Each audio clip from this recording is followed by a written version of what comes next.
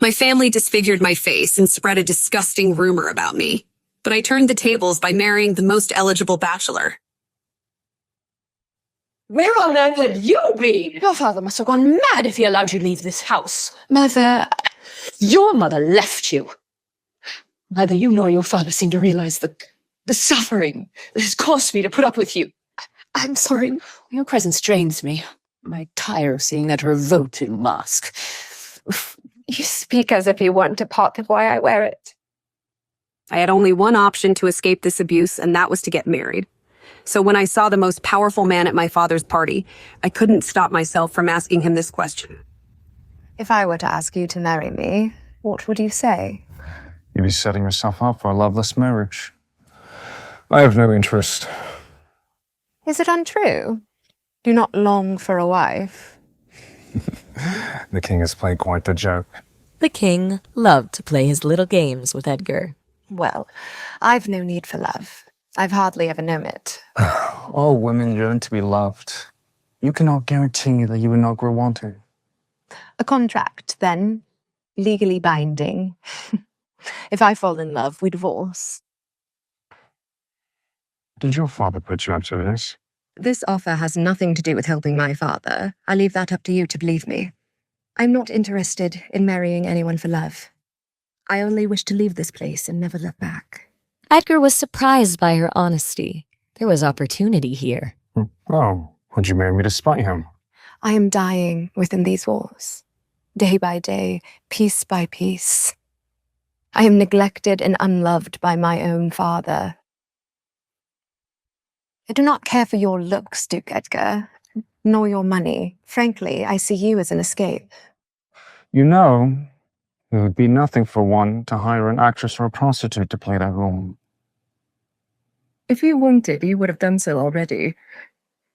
If the king has played this joke to toy with you, then surely marrying the cursed daughter of Baron Desmond Barrett would fill him with remorse.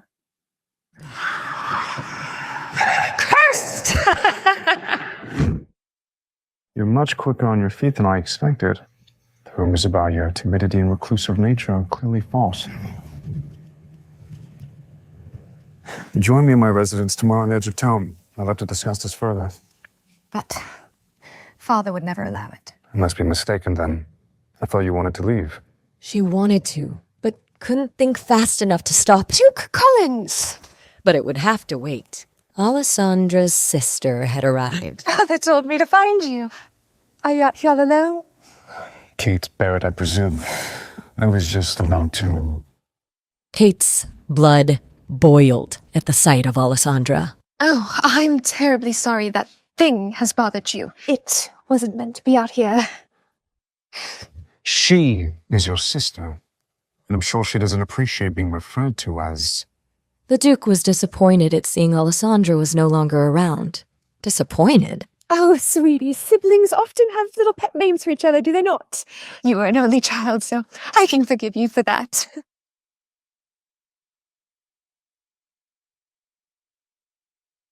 I'm sure that excuse allows you to sleep quite soundly at night. Kate would do anything to make the Duke see she'd make a good wife. Her family had a problem, and he was their best solution. The stories do not do you justice, Duke Collins. I must admit I was hoping to get you here alone. A man of your position and a woman of my beauty would make a powerful union, don't you agree? As hard as it may be to believe, not all men are so susceptible to the fluttering of your eyelashes. Besides, I received another, more promising offer. Now, if you'll excuse me. The Duke didn't give Alessandra away. Maybe he really was the solution to her problems. Kate, on the other hand, was both surprised and embarrassed to hear someone had already caught the Duke's eye. Alessandra, I'd like a word. Did the Duke say anything about another woman? Don't think you'll get away with disobeying father's orders.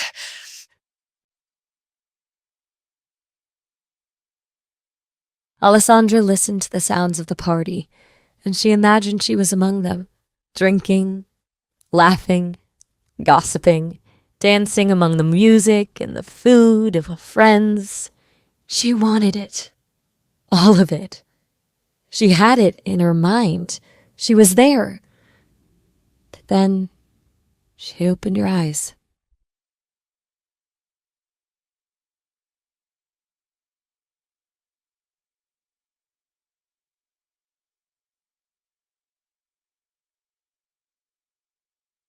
Yoo-hoo, Molly, I'm in need of some refreshing.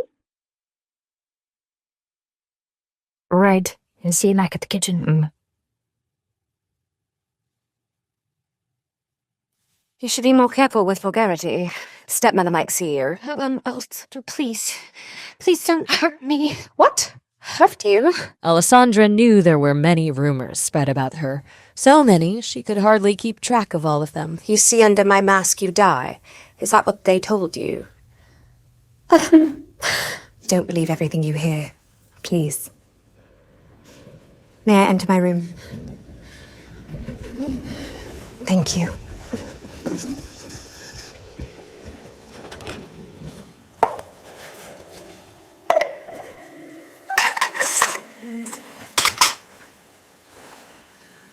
Kitty. It's just you and I tonight, I'm afraid. Her stepmother would be furious if she knew Alessandra kept a pet. But Kitty was the only thing that Alessandra could truly call hers.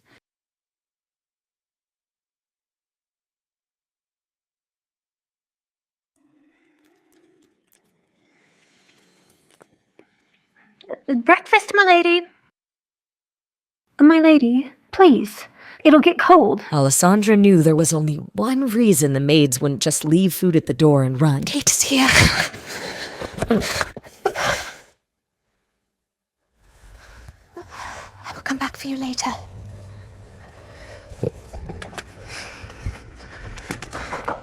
Alessandra, get out here this instant. Coming.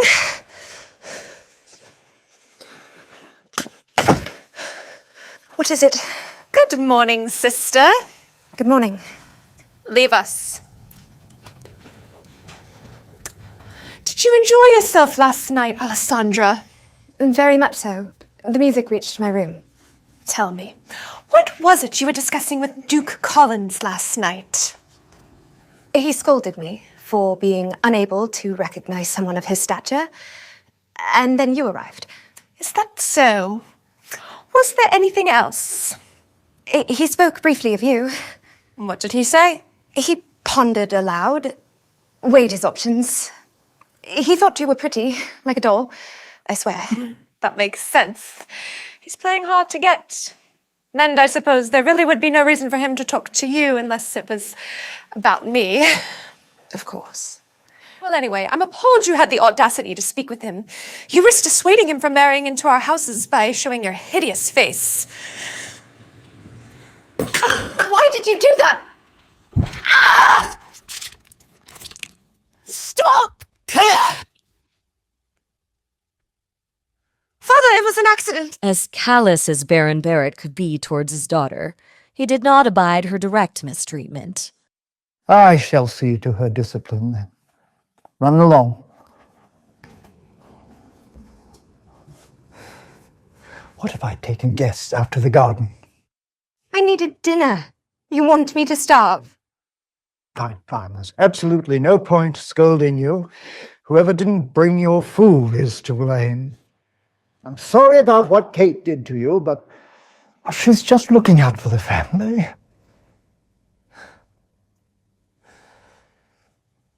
You must be bored in your room all alone all the time. Let me prepare for some entertainment for you. Can I take the stagecoach to look for places of interest to paint today? I promise I will not leave the carriage. The Baron understood it was better to allow a pet bird some freedom, so she would not test the limits of her cage. Very well.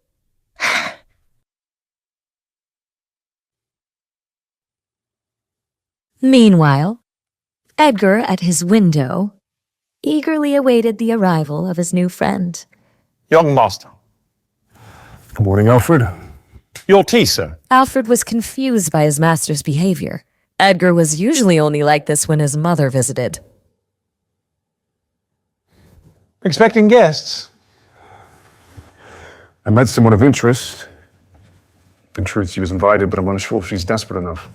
She, a woman, visiting here in broad daylight. What are you implying? Do you think it'll be some sort of rake? Indeed. I've known you for far too long. Please refrain from speaking such a way when my guest arrives. I intend to make her the lady of the house. What? Edgar knew he could trust Alfred to keep a secret or two. Are you surprised? Well, I recall your exact words to the king were, "I'd sooner cut off my own manhood than lose it to a woman." But surely I've misinterpreted your intent. Alfred, I sincerely believe I inherited my dramatic nature from you. I'm not interested in marriage, but the woman I met last night is intriguing. A perfect way to piss off the king and ward off some other people. So, who should I be expecting?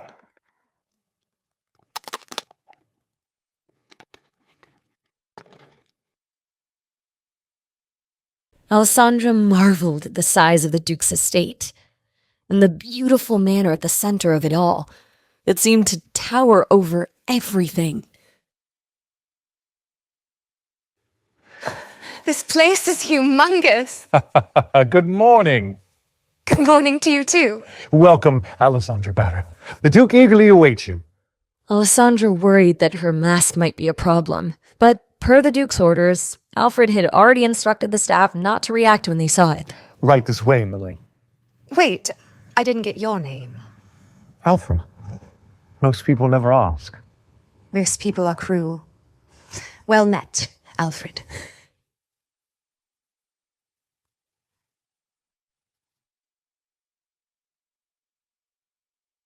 As Alessandra entered the Duke's home for the first time, the sheer extravagance of it all took her breath away.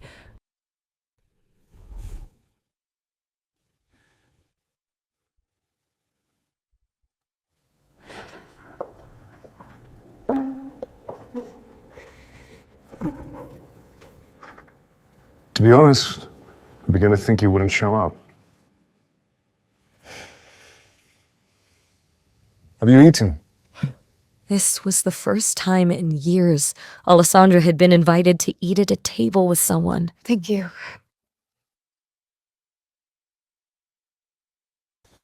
So, how did you escape?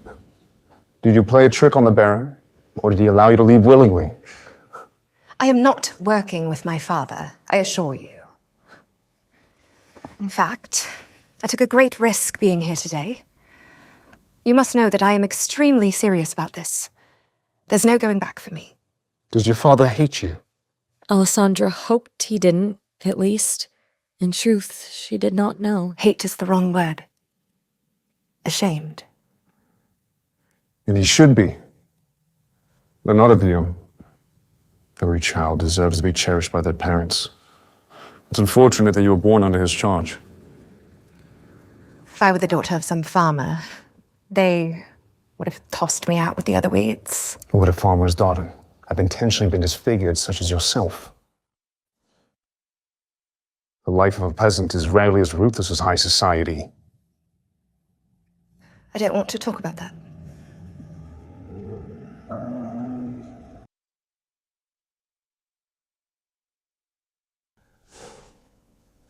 No. Someone must have been very jealous of you, Alessandro. Alessandra couldn't bear to speak. Some truths are far too painful. Let's say I believe you. Why would someone, for their whole life who's been hiding, seek to marry someone who's in the limelight? How does that serve you? Alessandra was fed up that people mistook her kindness for weakness. Truthfully, I did not plan on asking you to marry me. 'Twas a spur-of-the-moment decision. I need an escape plan, and my only option is marriage. I never pictured that person to be quite as grand as you. But you fulfill all the criteria. There are only two things that I considered, Duke Collins. One, you are a notoriously private person, in spite of all the rumors that swirl about you. Secondly, you are quite capable of bringing my family to heel. And how does that benefit me? No one would dare bother a man with a cursed bride, especially one they say can kill with a glance. She was far from that scared girl he met in the garden the night before. I'd love to attend parties, to talk, to laugh, to dance.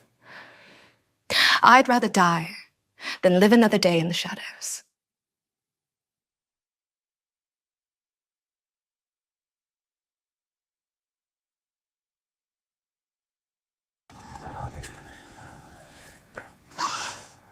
Good.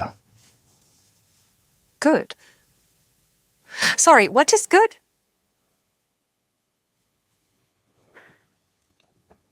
The contract needs rules and conditions. Correct?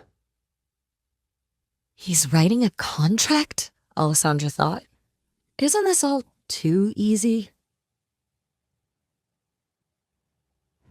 What are you waiting for? State your demand.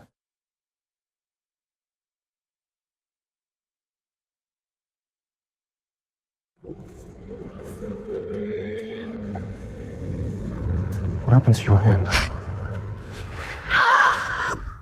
It's nothing. If you were to be my wife, then it is certainly something more. Name the culprit and I shall have them punished. It was an accident. Well, let us be sure that there are no further accidents if you're to live there before we wed. I will certainly try. Well, based on our previous conversation, we are not to fall in love, correct? That, Duke Collins, is a promise I intend to keep. Well, let us hope you're always disagreeable. To be quite frank, you are simply not my type. And what type do you fancy?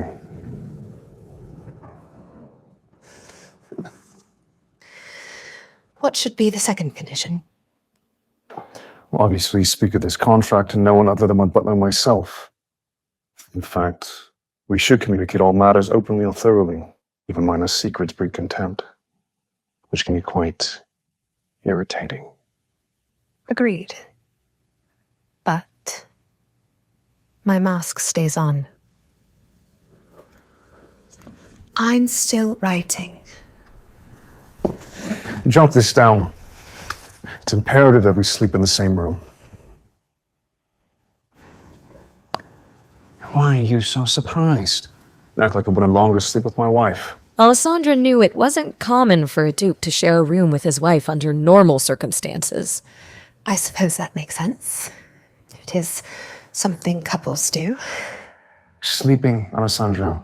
Speaking of sleeping, though if you wish... No, sleeping is just fine.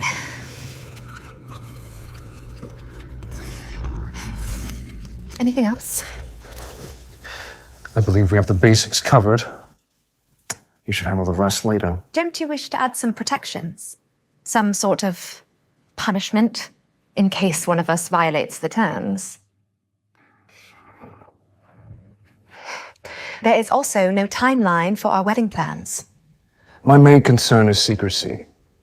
And if you let slip we married under this circumstance, it will ruin your reputation far more than mine. One more thing. Were you to be married, henceforth, forever, to have and to hold,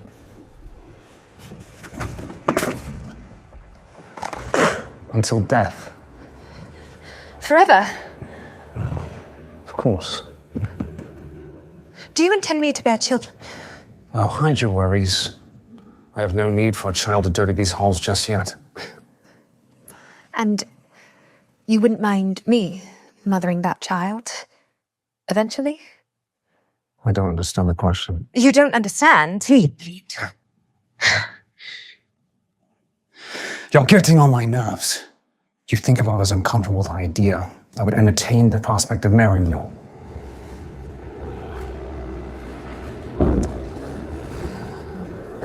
Can we take a walk? It is not that I don't long for motherhood, or even raising a family. I'm simply worried what horrors a child of mine might face. Rumors swirl around me. The both of us. What if the child becomes yet another subject of discourse? You cut out a man's tongue, eventually people tire of hearing him gurgle. No one would dare speak ill of our child. My child. I would make sure of that. There was obviously some truth to the rumor that Duke Collins was dangerous. She couldn't shake the feeling that his friendly demeanor with her was some sort of act. Still, she longed for the freedom he offered. I'll do it. Do what? Sign the contract, Duke Collins. So long, so you can shield the child and I from abuse.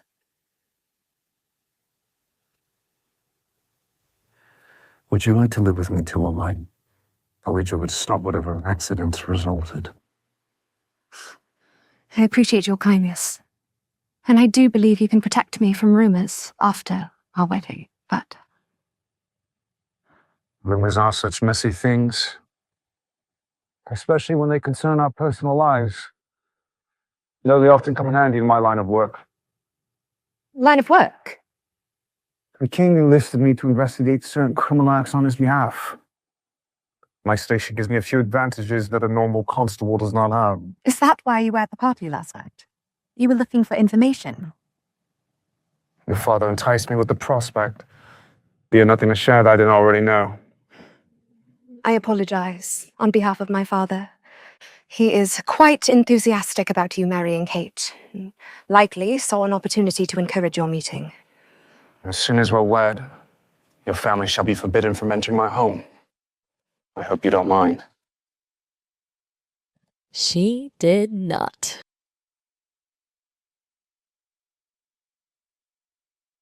Thank you so much for the lovely tour. You have a beautiful home. I'm quite jealous of your paintings. No mother would complain if the walls were too bare. Are you painting yourself? I dabble. She did more than dabble. It was her favorite pastime. Nothing compared to the feeling of distilling a bit of life onto canvas. How would one go about buying a few red originals? No. I am not a professional by any means. I'd rather buy art from somewhere I know than try and find what others find agreeable. You've no more room for any paintings of mine.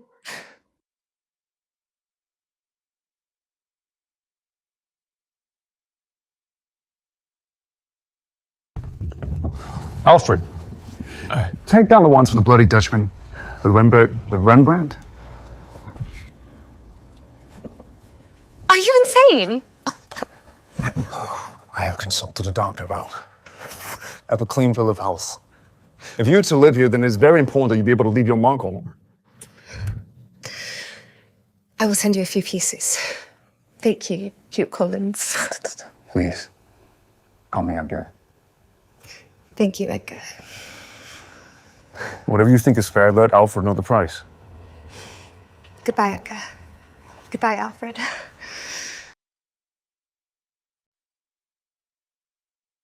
Shall I prepare an engagement ring? For tomorrow morning, please. What happens tomorrow morning? Edgar explained that he and Alessandra planned to announce their engagement in front of her family the following morning.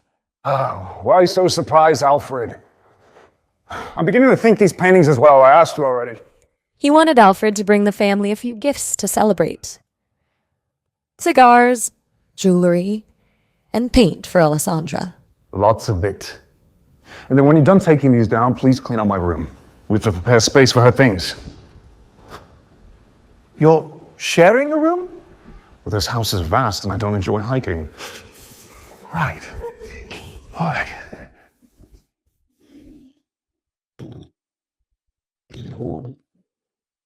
Alessandra felt like she was in a dream. In just a short time, she would be free of her family's abuse. I'm going to marry Duke Collins.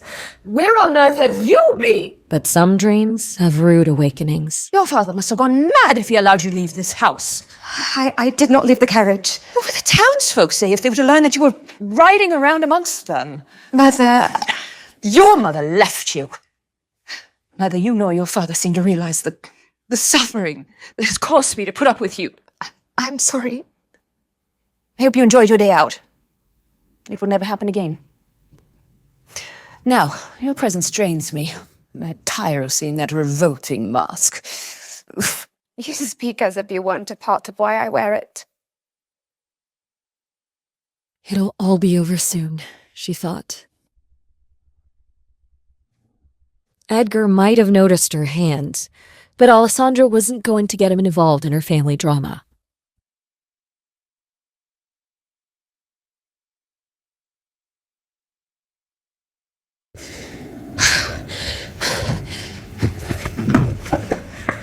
Kate, not one more step.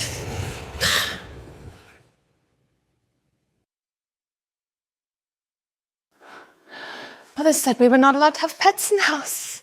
Imagine my surprise when I discovered this little creature in your closet. Kate, I will take care of it. Please. It does not deserve to be the innocent victim in our games. Father was furious with me. He said I was the reason the Duke left early last night. And I really wasn't. Was I, Alessandra? I am so sorry, Kate. I will make it up to you.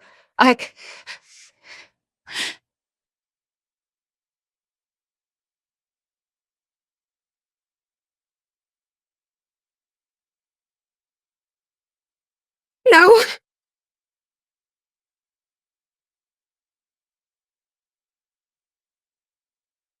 Alessandra grew more desperate by the second. This didn't bode well for the staff. Why is she running around? No. Thank you. It's my fault. I should have hid you better and taken you with me.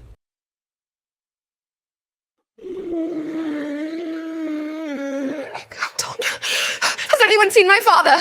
Where is he? I need to talk with him. What is all this incessant whining? Have you lost your damn mind? Alessandra knew Katrina would refuse to help save the dying cat. What is that wretched thing? I made it quite clear that I do not want pets in this house.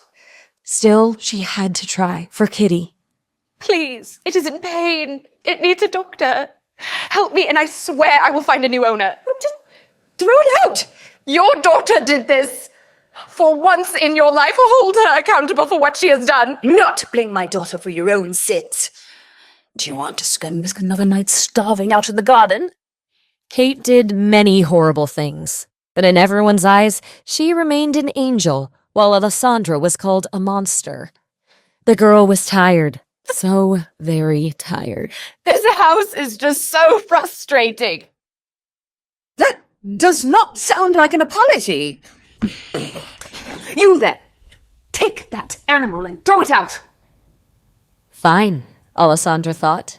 If they see me as a monster, so be it. Touch me or this kitten, and I will kill you.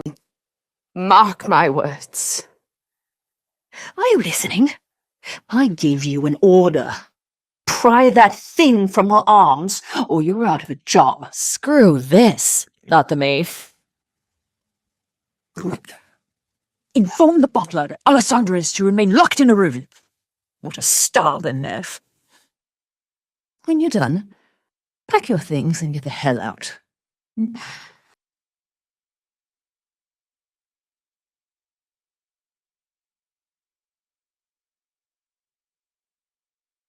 Katrina had granted Alessandra blessing without realizing it. She wanted to care for the kitten without anyone interrupting her. Hold on till tomorrow, little one. He will come for the both of us. Until the Duke arrived the next day, she wanted to be alone.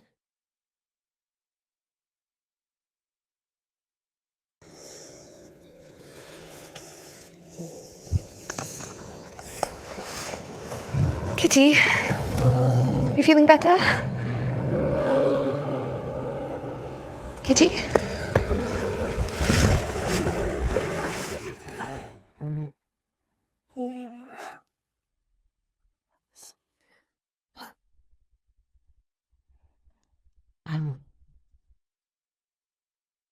Kitty had no reply.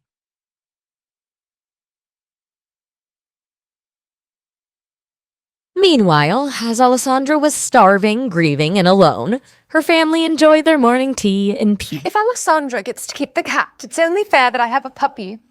Pretty please, Daddy. Not a chance, Princess. But I want it. She gets everything she wants. Alessandra got to speak with the Duke. Well, I hardly got so much as a word. Kate, don't eat so quickly. You'll never find a good husband if you choke to death. Besides, you still have a chance to woo the Duke at the ball later this week. And for that, you'll need to fit in the corset. Mother! She's right, you know. Putting out quite a bit of money on the line for your future. We don't have much left, and we need the Duke to save us. Sir, Duke Edgar Collins is here to visit. He's brought his butler. The Duke? Mother! I didn't know he was visiting. Desmond, did you know? No! Well, what are you doing standing there? Bring in the Duke right away. Should I change quickly? Duke Collins, to what do I owe the honor of this visit? I have something to discuss with your entire family. Yes, well then, please, have a seat. Would you care for anything to eat? We're just now having our morning tea. I've already eaten. Baron, no doubt that you've heard the rumors that I'm looking for a wife. No, I haven't heard such a preposterous rumor. Is it true, perchance? I intend to marry your daughter.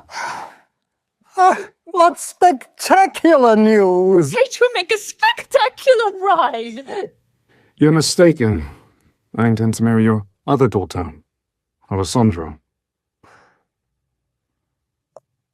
Alessandra?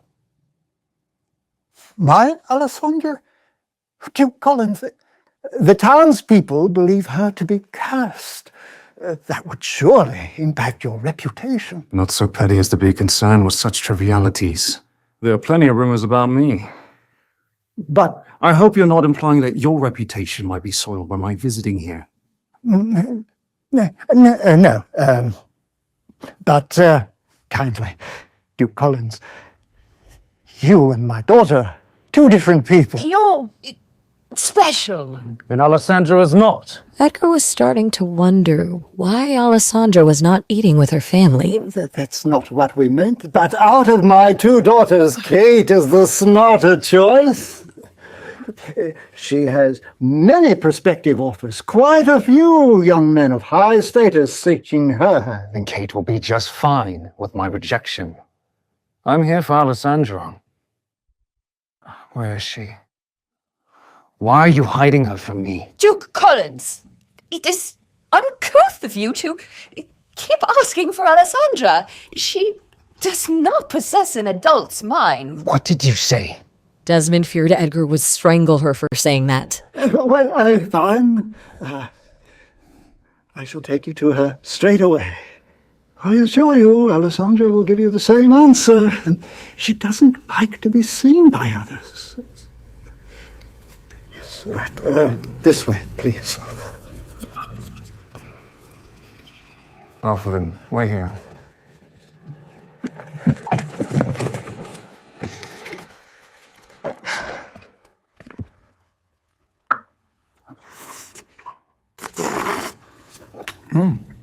Lovely, huh?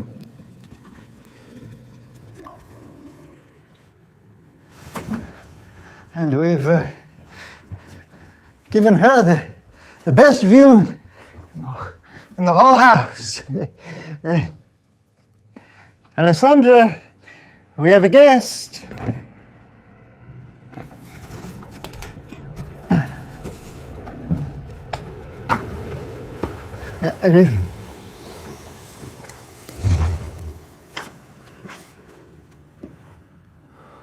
What happened? Well, you see, I waited for you. Alessandra, apologize this instant.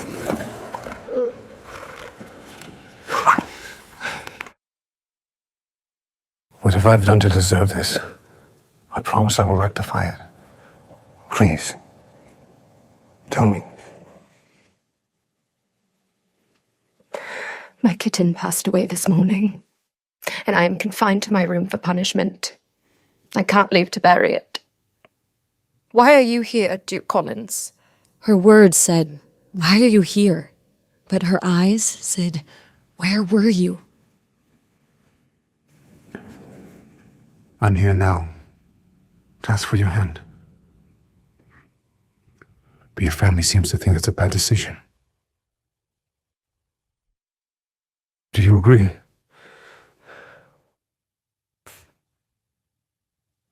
You said you would protect me. You've spent your life a sheep among foxes. We can be wolves.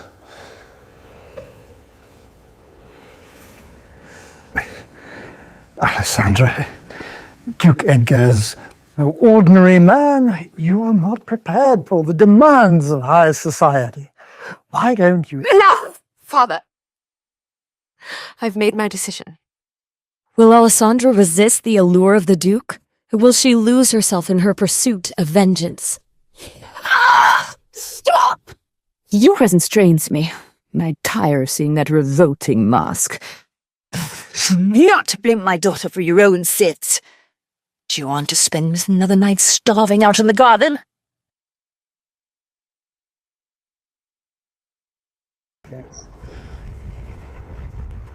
All right, Duke Collins.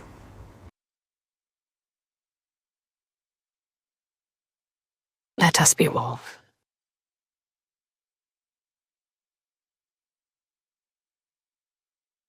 What dark secret does Edgar have in store for Alessandra?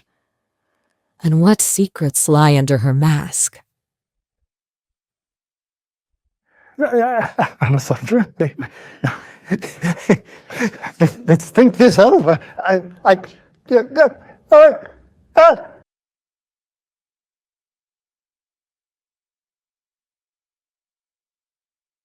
Baron. Edgar snapped his fingers in front of the Baron's face. They had been waiting a good minute or so, watching the Baron just stare at nothing. Duke Edgar, well, I am honored you have taken an interest in Alessandra. As her father, I know what is best for her, and I shall decline your proposal. Again, I suggest you consider my daughter Kate. Alessandra, would you be so kind to step into your room for a moment? Edgar said with a smile, but it was evident it didn't reach his eyes. Alessandra nodded, stepped back into the room, and closed the door. She jumped when there was a loud thud on the other side, like someone had run into her door. She didn't flinch the second time she heard the noise again. Is this the Duke's way of convincing someone? She asked herself. Her poor father must be trembling in fear. Why did she have to miss that sight? Alessandra, her father called, followed by a knock after. That fast, she muttered, opening the door to hear her father's decision. Alessandra watched Edgar fix the cuffs of his shirt, while her father looked distraught. He was here to ask for her hand in marriage, not cause a funeral. After some time to think, it would be wonderful if you could get married to Edgar. He wishes to speak with you, so I shall leave. Desmond ran off the first chance he got. His back was aching, thanks to Edgar lifting him up to throw him against the door. What did you do and say to him? Asked Alessandra. It had to be something damaging to make her father give up on pushing Kate as his wife. I am a man with a lot of information, and your father is a man with a handful of crimes in his pocket. I'll allow one of them to slip by this one time, but after we are officially married, I can't help it if he is investigated for them, said Edgar. Wow, was the only thing Alessandra could say. She was amazed by how easy it was for him to threaten someone to get what he wanted. Knowledge certainly was power, and whatever the Duke knew scared her father. Do you ever worry that others will kill you for knowing their business? If I am always one step ahead of them, I have nothing to worry about. Do not worry. Your husband will not die anytime soon. Can I come in to talk? Anyone could be listening to us. Edgar looked down the empty hall, but he knew looks could be deceiving. And sometimes walls had ears, thanks to secret places in homes. Oh, right. Alessandra stepped aside for him to come in. She did not care about what gossip could form by him coming into her room alone, as they were going to be married anyway. It's not as grand as your home, but it is my space to get away. Seems more like a prison. Edgar had enough of them on his property to know a holding cell when he saw one. This is your art. He picked up one of the canvases she had stacked up against a wall. I prefer not to call it a prison. That would make my life seem much sadder. I like to think of it as the only place where anyone could be free. Alessandra intently watched Edgar inspect her bedroom. From the looks of your family, I could see why you think that. Are you not allowed to leave here? Why weren't you at breakfast? Or was that your own choice? He carefully placed the canvas back in its place. I am on punishment, Alessandra said, not keeping what happened a secret. Kate threw my kitten out the window, but as always, no one believes how she is. I am meant to be here until I'm ready to apologize. If you do, I will not marry you. Edgar wanted her to have more of a backbone and no longer give in to what her family wanted. I never planned to. My kitten died because of Kate's jealousy, and I would never apologize for how angry I'm feeling. I have to bury it once the punishment is lifted. Edgar, is it still an option for me to come and live with you until we get married? Alessandra no longer wanted to stay with her family. Edgar leaned back against a wall, folding his arms. No. Alessandra didn't understand why he wouldn't agree to it when he was the one to mention it first. Why not? Alessandra, I won't have a wife who allows others to walk over her. Don't let them run you away from here with your tail between your legs, or allow them to torture you any further. You are going to be my wife. My name carries more power than you seem to realize. Use it, he advised her. Alessandra might not notice it yet, but things were slowly starting to change due to this one visit. Her family could no longer lay a hand on her because of her soon-to-be husband. I did not want to use your name to deal with my family drama. I just wanted it to be able to leave, Alessandra replied. It would feel wrong. You marrying me is already more than enough. Do not run away from here a coward, Alessandra. Gracefully leave this place with your head up. I don't care how you use my name to torture these people here. Just do it. Stop pretending to be afraid because you think it's safer to cower than to fight back. That act you do ends now. Don't you agree? Edgar extended his hand out for Alessandra to take for them to rejoin her family. Start gaining that confidence you spoke of. There were a lot of things Alessandra wanted to do in her home if she had someone to back her. Not that she did. She almost let the opportunity slip to do as she pleased. Deep down, she was glad the Duke was pushing her in this direction. She was wearing more than one mask in her life. The physical one to hide her face, and the one she used to act timidly in front of her family. One of those masks had to come off today. Yes, she accepted Edgar's hand.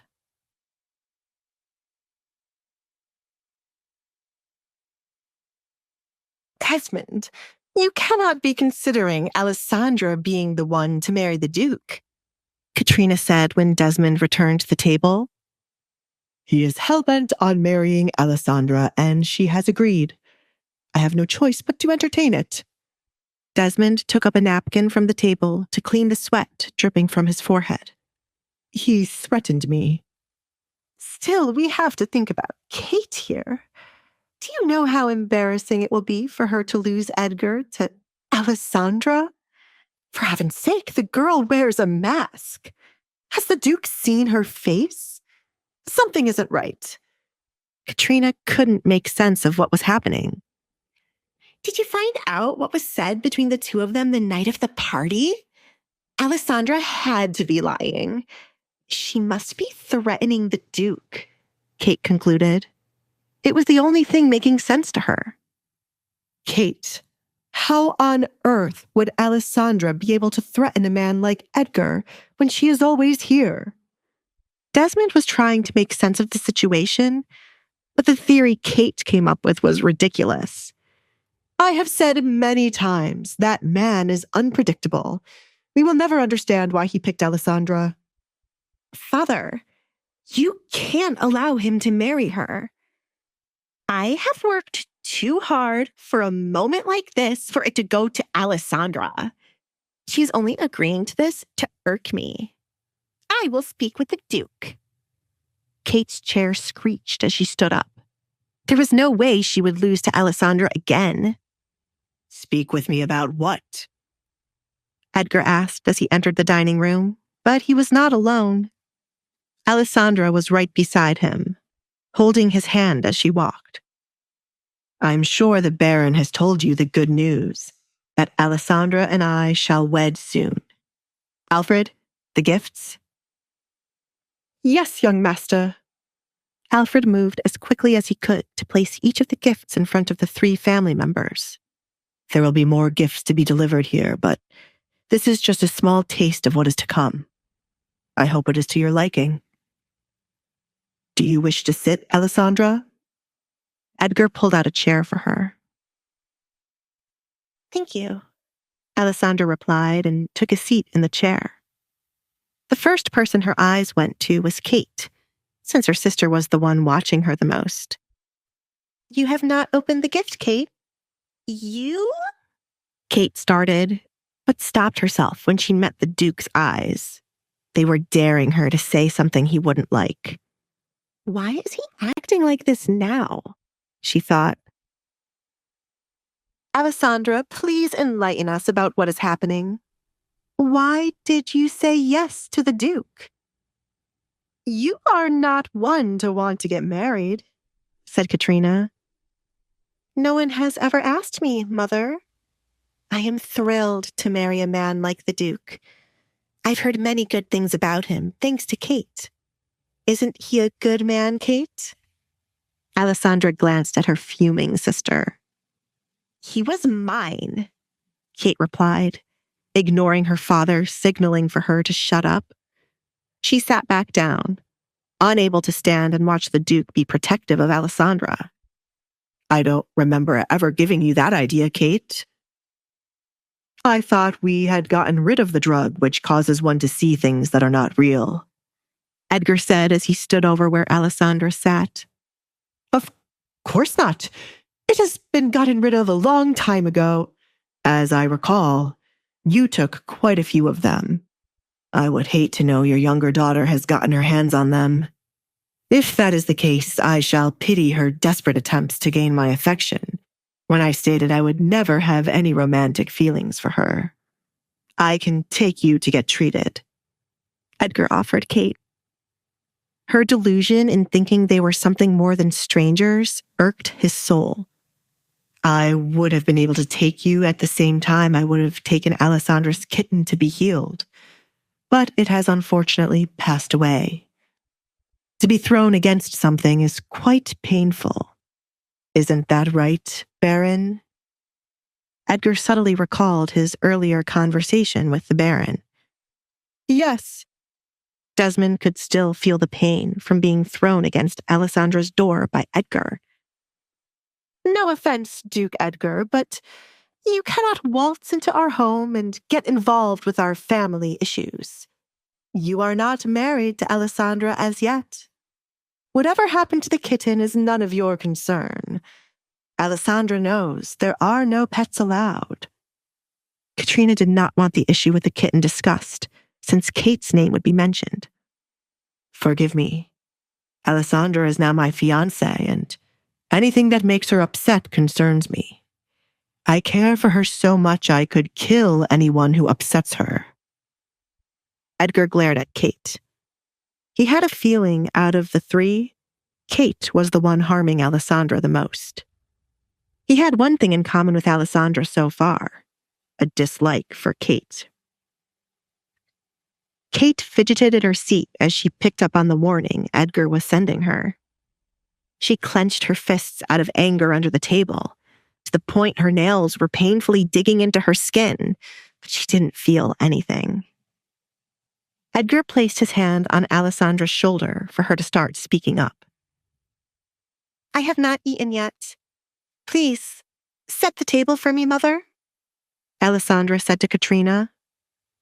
Katrina scoffed, disgusted by Alessandra calling her mother and ordering her to set the table for her. She's finally showing how crazy she is. Katrina bit her tongue to refrain from arguing with Alessandra. The Duke was standing behind Alessandra defensively, like an animal waiting to attack anyone who offended its master. Katrina had many things to say to Alessandra, but she would wait for when the Duke left. Katrina, do it now. Desmond felt like he was the only one seeing the gravity of the situation they were in. The Duke, for some reason, was smitten by Alessandra, which meant they could not trouble his daughter or Edgar might truly kill them. Desmond knew the true face of Edgar Collins, unlike his wife and daughter. The man was merely toying with them right now, but once he got bored, his true personality would show up. Thanks to the punishment, I have not eaten since yesterday morning.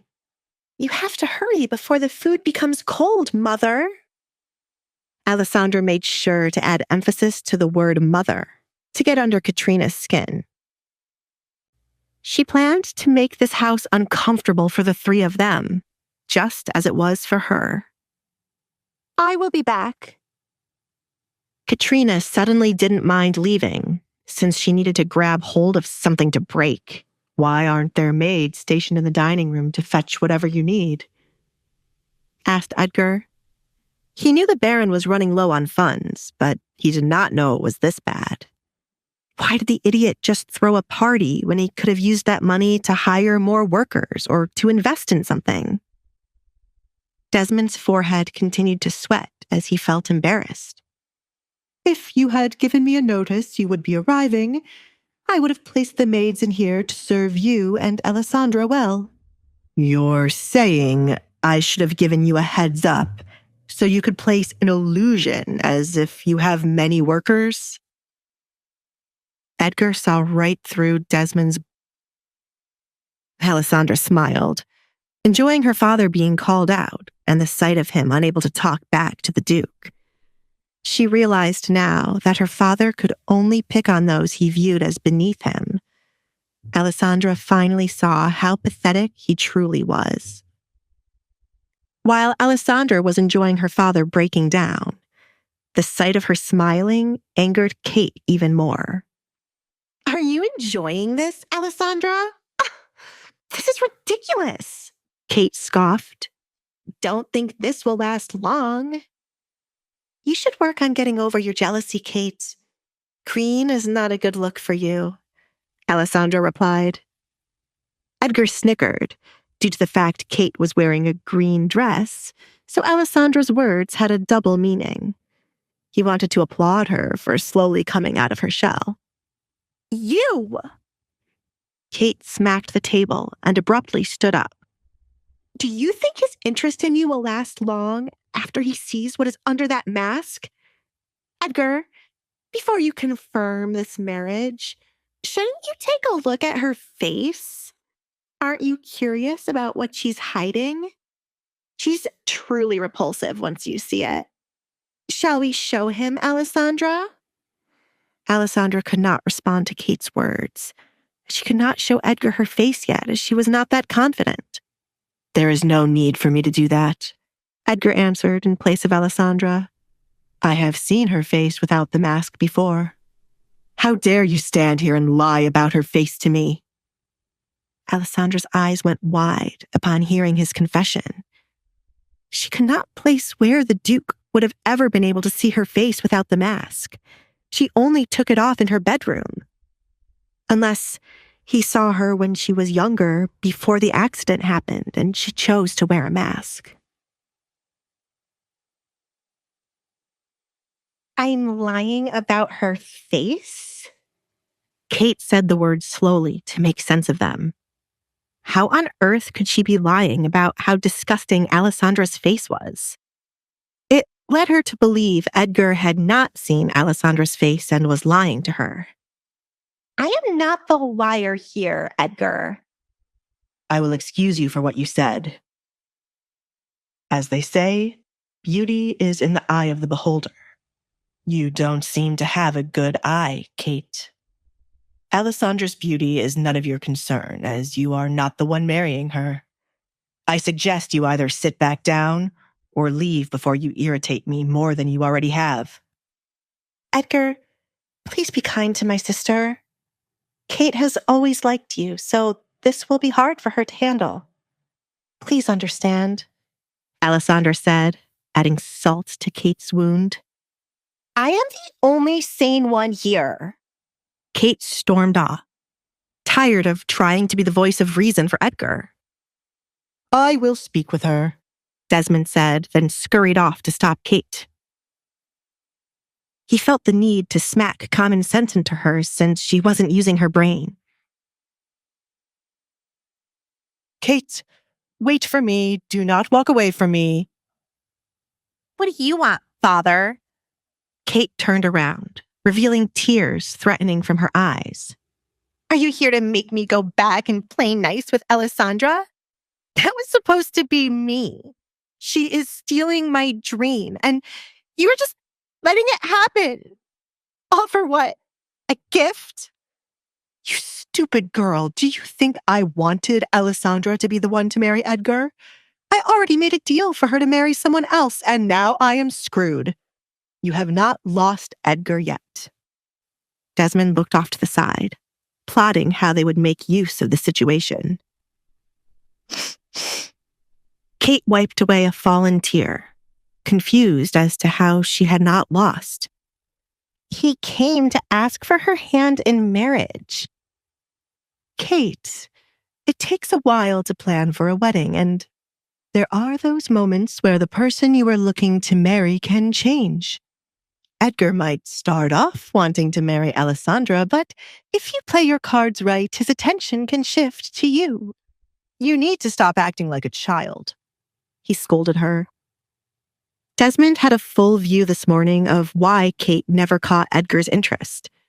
She was too impulsive and childish in front of Edgar. She was acting like Edgar was just a random man off the street. When in the presence of the Duke, you must act like a refined lady. Alessandra will be your tool to get close to the Duke. Alessandra is scared of you, so be kind to her in these coming days. If she complains to the Duke about you, he will not want to be around you. Go back there and apologize for what you did to that kitten. Father! Kate exclaimed. It was one thing to play nice with Alessandra, but it was another to have to apologize when Alessandra deserved it. It was just an animal anyway. You! Desmond raised his hand in the air to slap Kate, but stopped himself. Kate, so help me, I will slap you. Do you think you'll get close to Alessandra when she is upset about the kitten? You can't get to the Duke if you don't have a good relationship with her. What matters most now? Your pride or letting Edgar slip out of your fingers? Edgar, obviously, Kate muttered, but it still hurt her deeply to have to apologize. My wedding better make everyone jealous of me.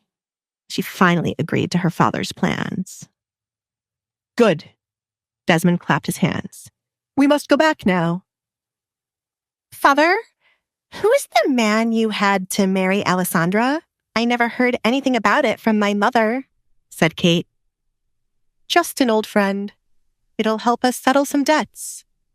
Desmond remembered the deal offered to him. His friend had a taste for unique things, and nothing was more unique than his rumored masked daughter. I see. That is a fate more suited for Alessandra than living as the Duke's wife. Kate grinned, picturing Alessandra's face the moment she would learn she would not be the one marrying the Duke in the end. Desmond and Kate walked back into the dining room to find Katrina placing a plate of food in front of Alessandra like a maid serving her master.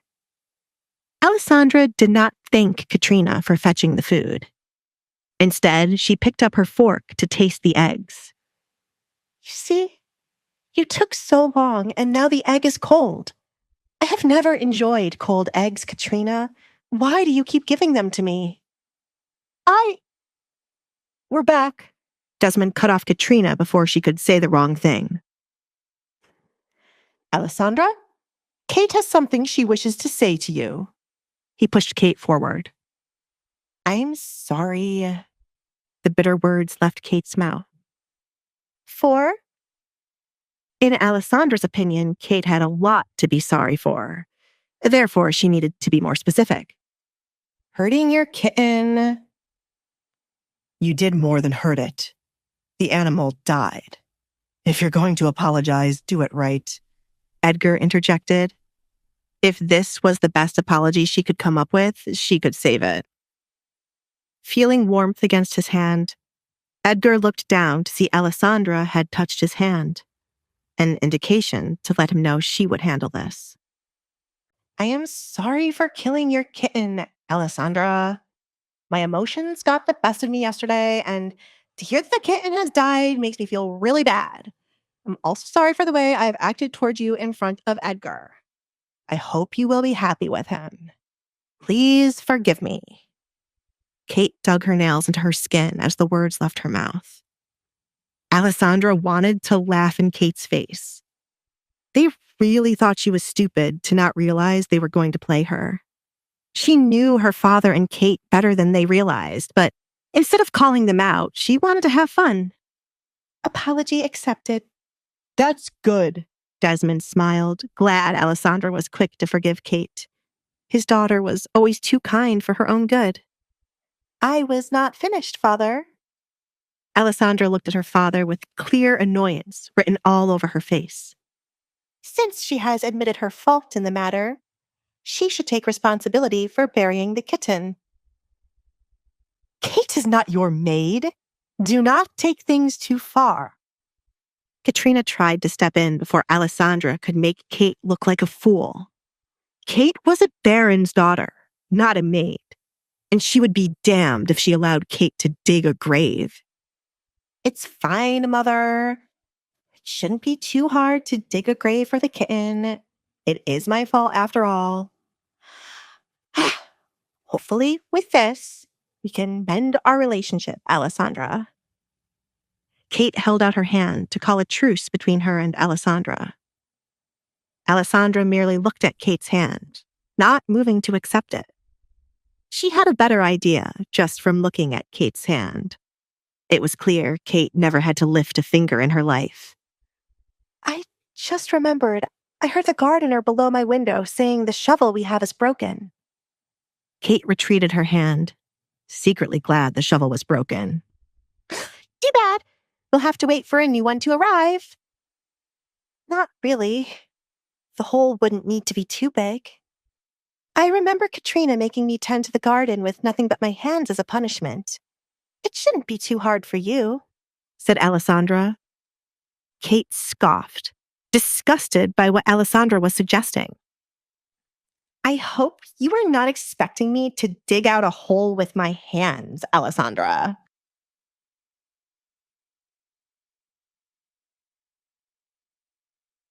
That is what I'm expecting. Alessandra stated the obvious. It was never an issue when Katrina made her do it, and Kate would stand right beside her mother laughing. It has to be quick before the kitten starts to smell, and I want to give it a proper send-off quickly. I am sure it won't be too hard for Kate, said Desmond. It was so minor in his eyes compared to what they were looking to achieve. If Alessandra had asked him to do it, he would have done it in a heartbeat. That's easy for you to say when you aren't the one doing it. Kate glared at her father. Kate put on her best smile to push through Alessandra's punishment. I shall get to it right away. She would have to sacrifice one of her pairs of gloves to do the job, since she was not going to let her bare hand touch the soil. Kate also had a way to get back at Alessandra for making her do this lowly job. Katrina watched in horror as Kate walked away to dig a hole with her hands. Her daughter must have lost her mind at the same time her husband did. Kate, she called, chasing after Kate to stop her from embarrassing herself. Alfred, the final gift, please, Edgar said now that the drama was partially over with. He had the final piece to confirm his engagement to Alessandra. Yes, young master. Alfred showed a small box he had with him. You are too kind, Edgar. The gift to me was already enough. Desmond rubbed his hands, patiently waiting to see what else he was going to receive. This is not for you. Edgar glared at the greedy man. This is for my future bride. He got down on one knee beside where Alessandra sat and opened the box to reveal a diamond ring. Alessandra had completely forgotten about a ring. She was taken aback by the size of it, as all the jewelry she had was small in comparison to it. Won't that be uncomfortable? She wondered. You don't like it? It's a family heirloom. Edgar snapped the box shut after seeing her reaction to the ring. There was no point in giving her something she wouldn't like. As quickly as he got down on one knee, Edgar got back up. I will find you something better by the end of the day. Wait, Desmond stuttered, confused as to why Alessandra didn't like such a big ring. She would probably be wearing their house on her finger. Give her a moment to think, Duke Edgar. She must be in shock at how big, how splendid it is. Well, Edgar waited to hear from Alessandra, but it was clear from her body language she did not like it. Alessandra thought it would be rude of her to not accept the ring he brought to her, but she couldn't imagine walking around with such a large object on her finger. She preferred to be honest with the Duke, and considering he didn't look offended, she knew he wouldn't mind. It is too large, she softly replied. There is nothing as too large, Desmond argued, annoyed by Alessandra's response. This was why he'd rather have Kate be the one marry Edgar. Kate knew the value of material things and how much they mattered. Alessandra was nothing more than a fool. I will find something more suited for you. Edgar dismissed the Baron's comment. There was something too large if Alessandra didn't like it. He made the mistake of not finding something Alessandra would like, instead of giving her what was passed down for generations. The ring he brought was made for a woman long ago and passed down to her children. At some point, one had to consider the woman being proposed to would like a ring made for them, rather than one made for someone else and passed down. When we meet again, I shall place that ring on your finger. Baron, send Alessandra with all her things to start living with me in 2 days' time. I shall have a separate bedroom for her until we are wed, and you have my word I shall not touch her. Alessandra was surprised to hear he wanted her to come live with him in 2 days' time. She'd asked to come live with him while they were in her bedroom, only to be rejected. And now he was saying yes. She could not figure out what Edgar was thinking. What? Desmond asked in belief. It was not in the plan for Alessandra to go live with Edgar. If she did that, there was no way for Kate to be able to interact with him, as Edgar won't casually visit their home. I don't think that's a good idea. What will the people say? It's not the first time a woman has stayed with her future husband until the wedding, and it will not be the last. There is a lot to be planned, and many dinners for Alessandra to attend. I would rather have her next to me than the back and forth. It is nothing to discuss, as it is final, said Edgar. Alfred, prepare the carriage for us to leave. This house is starting to irritate me, Edgar muttered as he started to feel uncomfortable. His hate for the Baron's house did not decrease. Come see me out, he told Alessandra. Excuse me, Father, Alessandra said, stepping up from her seat to walk with the Duke. She held on to Edgar's hand, walking side by side as they followed the butler out while leaving her father in a panic. You can finally breathe now, Edgar said when they got outside, away from prying eyes. Alessandra stumbled as she stepped outside the home and would have fallen if not for Edgar holding on to her. I can't believe I just did that. Her knees had suddenly gone weak as what she did dawned on her. I enjoyed the show, Alessandra. Finally, some good entertainment in the Baron's home. I'd bet it felt really good to speak to them like that, said Edgar. Alessandra's fire had only started to burn, and he would shield her from anyone looking to put it out. He saw something in her today that no one else did. The town had no idea what was coming their way. With his help, Alessandra would become a woman to not be messed with. It did feel good.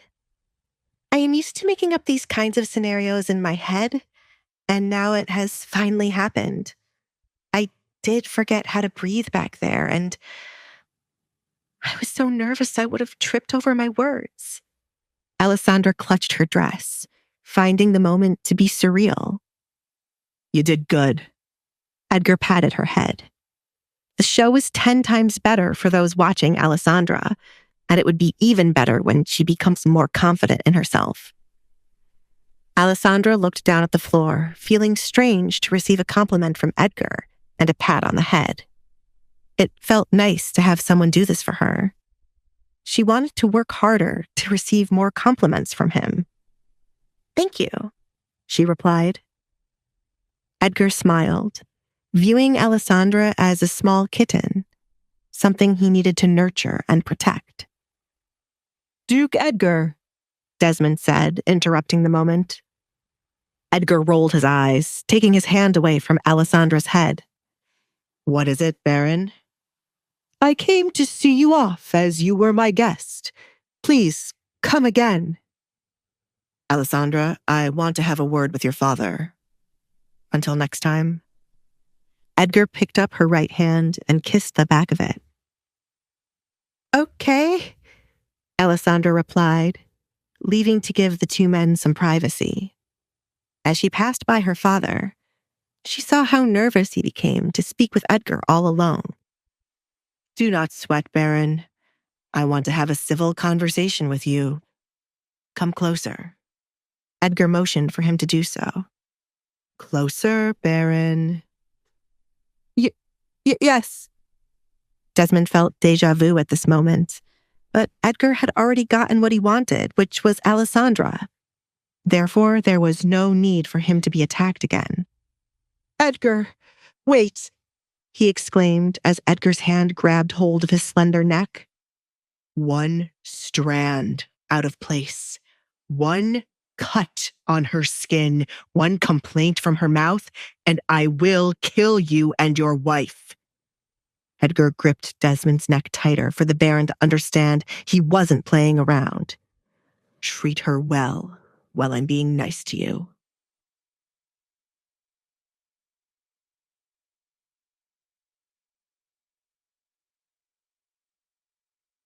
Understood? Desmond quickly shook his head, unable to use words thanks to the grip on his neck. Any more tighter, and Edgar just might break it. What part of this was being civil? Good.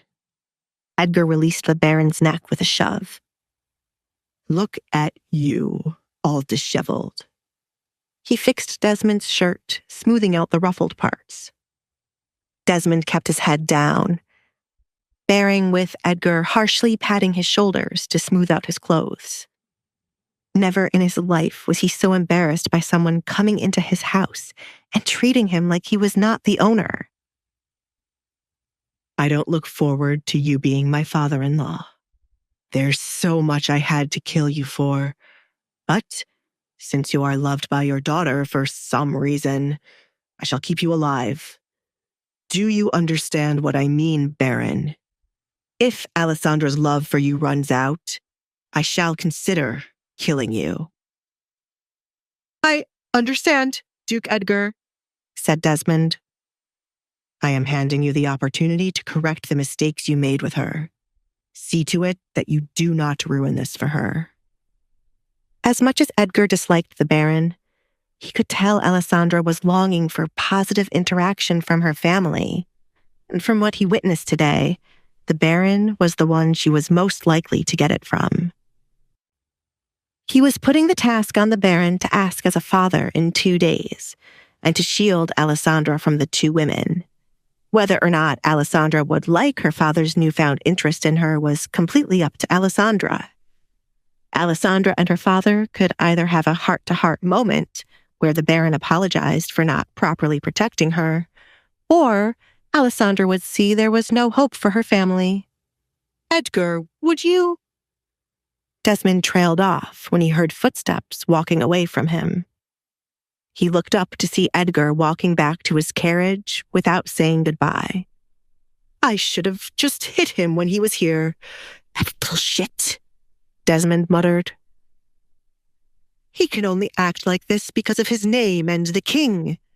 Does he think I'll let him get away with treating me like a fool inside of my home?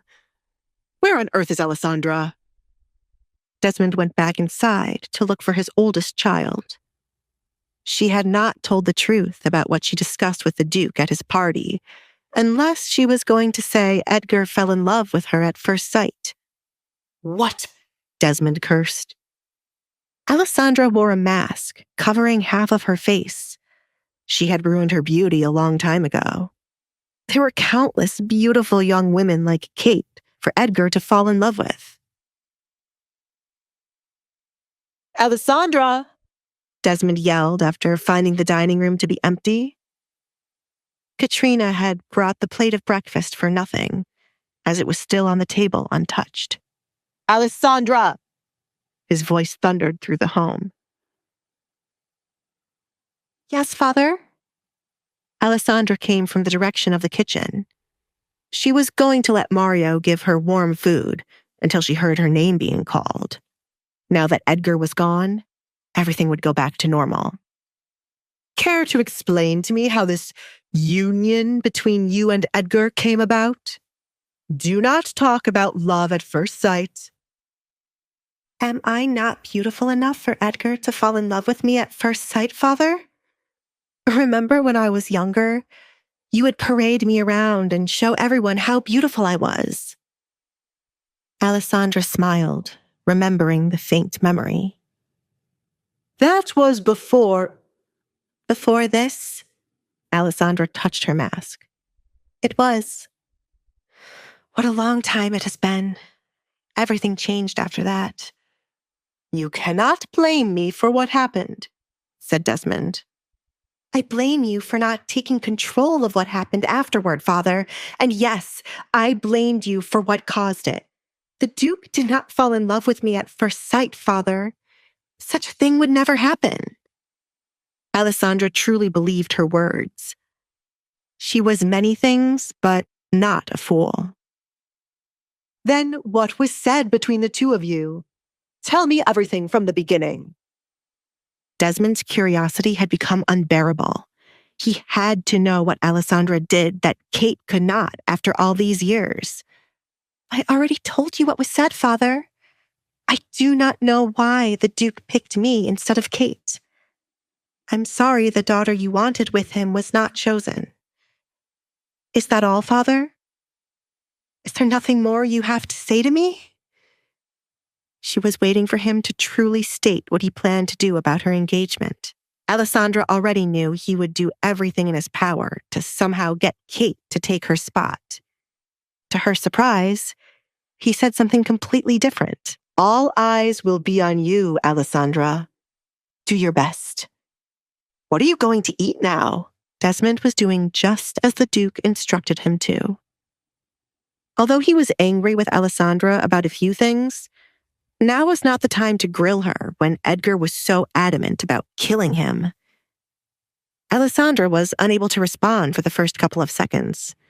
She did not get the reaction she was expecting. Therefore, she did not know how to react. She wondered if the Duke said something to her father to make him act like this. I am going to the kitchen for warm food. I see. Forgive Kate and Katrina for the things they have done.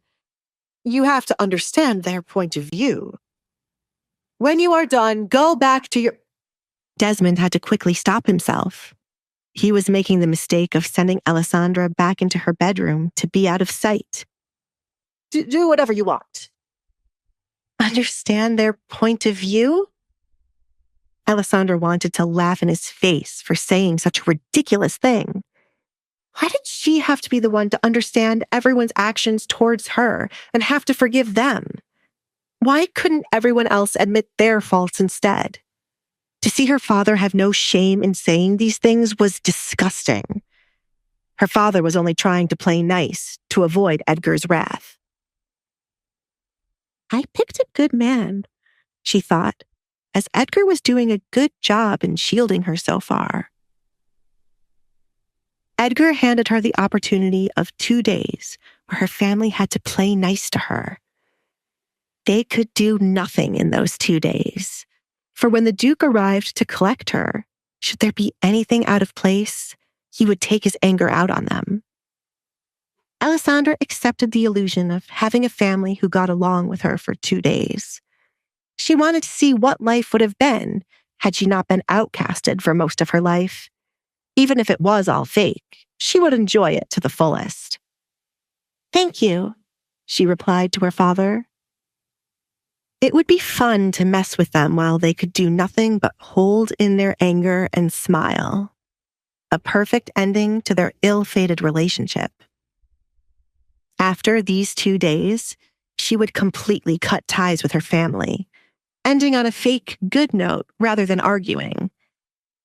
Excuse me, I'm going to find Kate and Katrina.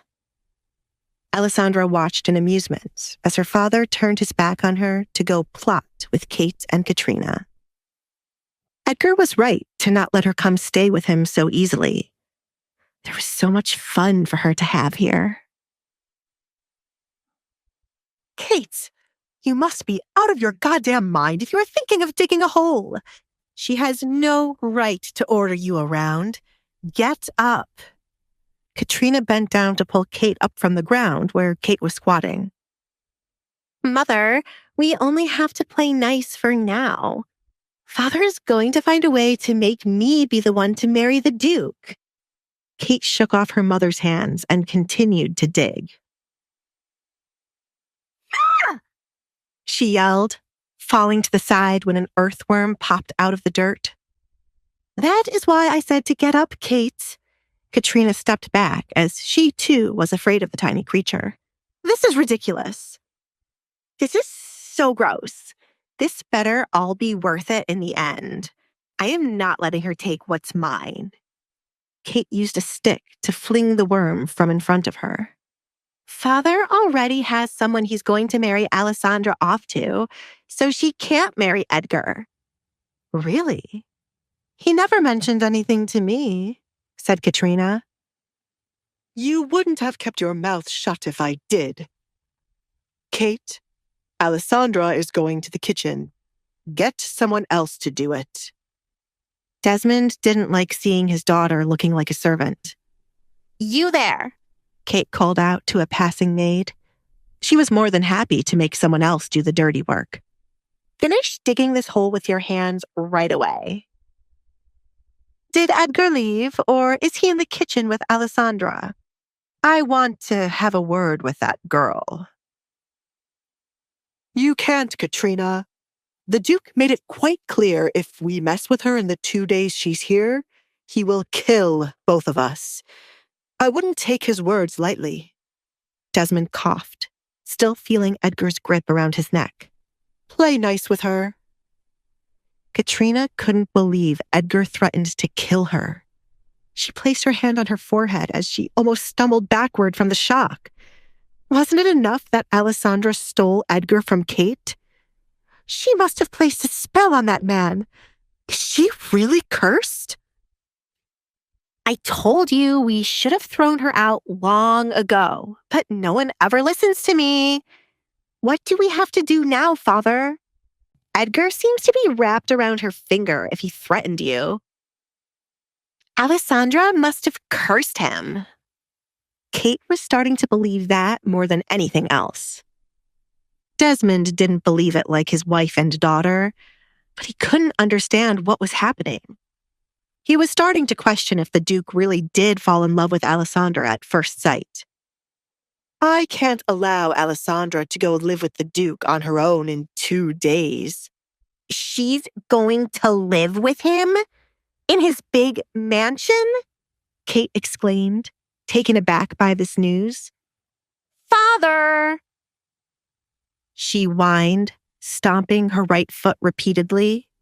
It wasn't fair Alessandra would get the luxury of living with Edgar. I'm going to send you there with her as an escort. That is the only way I will allow Alessandra to go with him, and it's the only way for you to get close to the Duke. This is your last chance, Kate. If you mess this up, there is nothing else I can do for you. You must seduce Edgar while you're there. It would be better if I became pregnant with his child. He would have no choice but to take me instead of Alessandra. We all know the Duke isn't going to sleep with her, and he's still a man. He needs someone to lay with, Kate suggested. She didn't mind sleeping with a man like the Duke when she wasn't wed. Kate! Katrina wasn't so sure of this. It was best for Kate to keep her virtue. I agree with Kate, Desmond said, ignoring the fact that Kate would be sleeping with someone when she wasn't married. He found the whole virtue thing to be ridiculous now. She just needs one try to get pregnant. We wouldn't have to worry about her virtue as she'll end up with the Duke. As much as Katrina wanted Kate to be with Edgar, she preferred to continue with the principles she raised Kate with, to only sleep with a man she was married to, or else she would be ruined. Are you sure you can do this, Kate? Of course, Mother. His only other option would be Alessandra. Do you really want her to become the Duchess instead of me? I will seduce the Duke and have his child. It would help if his mother would come around. She likes me. Kate recalled her run-in with the woman. Due to chasing around behind Edgar, Kate had met his mother once before, and after a short conversation, his mother was rooting for her. I should start picking out my finest dresses now. Excuse me, Mother, Father. Kate, you have to finish burying the kitten. Don't do anything stupid these 2 days. Desmond was worried for his life and didn't trust Kate to understand the gravity of the situation. Do this first. Let Alessandra know you are done, and then start packing. Yes, Father. I will get the kitten. Kate was so excited to go live with the Duke that she had forgotten her plan to get revenge on Alessandra for making her dig a hole with her bare hands. Kate hurried off to go to Alessandra's room before she would return to her bedroom. The dead kitten wasn't the only thing she was looking to get. There was something else valuable in Alessandra's room that deserved to be buried. Do you really think I would let her get away with stealing what belongs to me? Kate opened the door of what she liked to call the vilest room in the home. It belonged to someone who should never have existed. Oh, that stench is horrible. She covered her nose as the faint scent of something horrible filled her nose. It wasn't hard to guess where the dead animal was. Her room is disgusting. Where the hell is it? Kate opened Alessandra's closet, looking for what she truly came for. Her eyes lit up as she found what she was searching for right away. Why are you holding onto the dress of a woman who ran away and left you here, Alessandra? Kate took out Alessandra's mother's wedding dress from her closet. It was no doubt a beautiful dress, but something like this was not suited for someone as gloomy as Alessandra. Kate was doing her a favor by getting rid of it. It would have been perfect to show Alessandra the dress getting buried, but she was meant to play nice. This took away a piece of the fun, but it still felt good. Kate quickly closed back the closet as she had found it and grabbed the box with the dead kitten. The stench no longer bothered her now that she was going to get her revenge. Kate wrapped the wedding dress around the box as she hurried back outside. Reaching the door leading outside, she peeked outside to make sure her parents weren't still standing where the hole was being dug. They're gone, she smiled. She was glad they had left, or her father would have stopped her from doing this.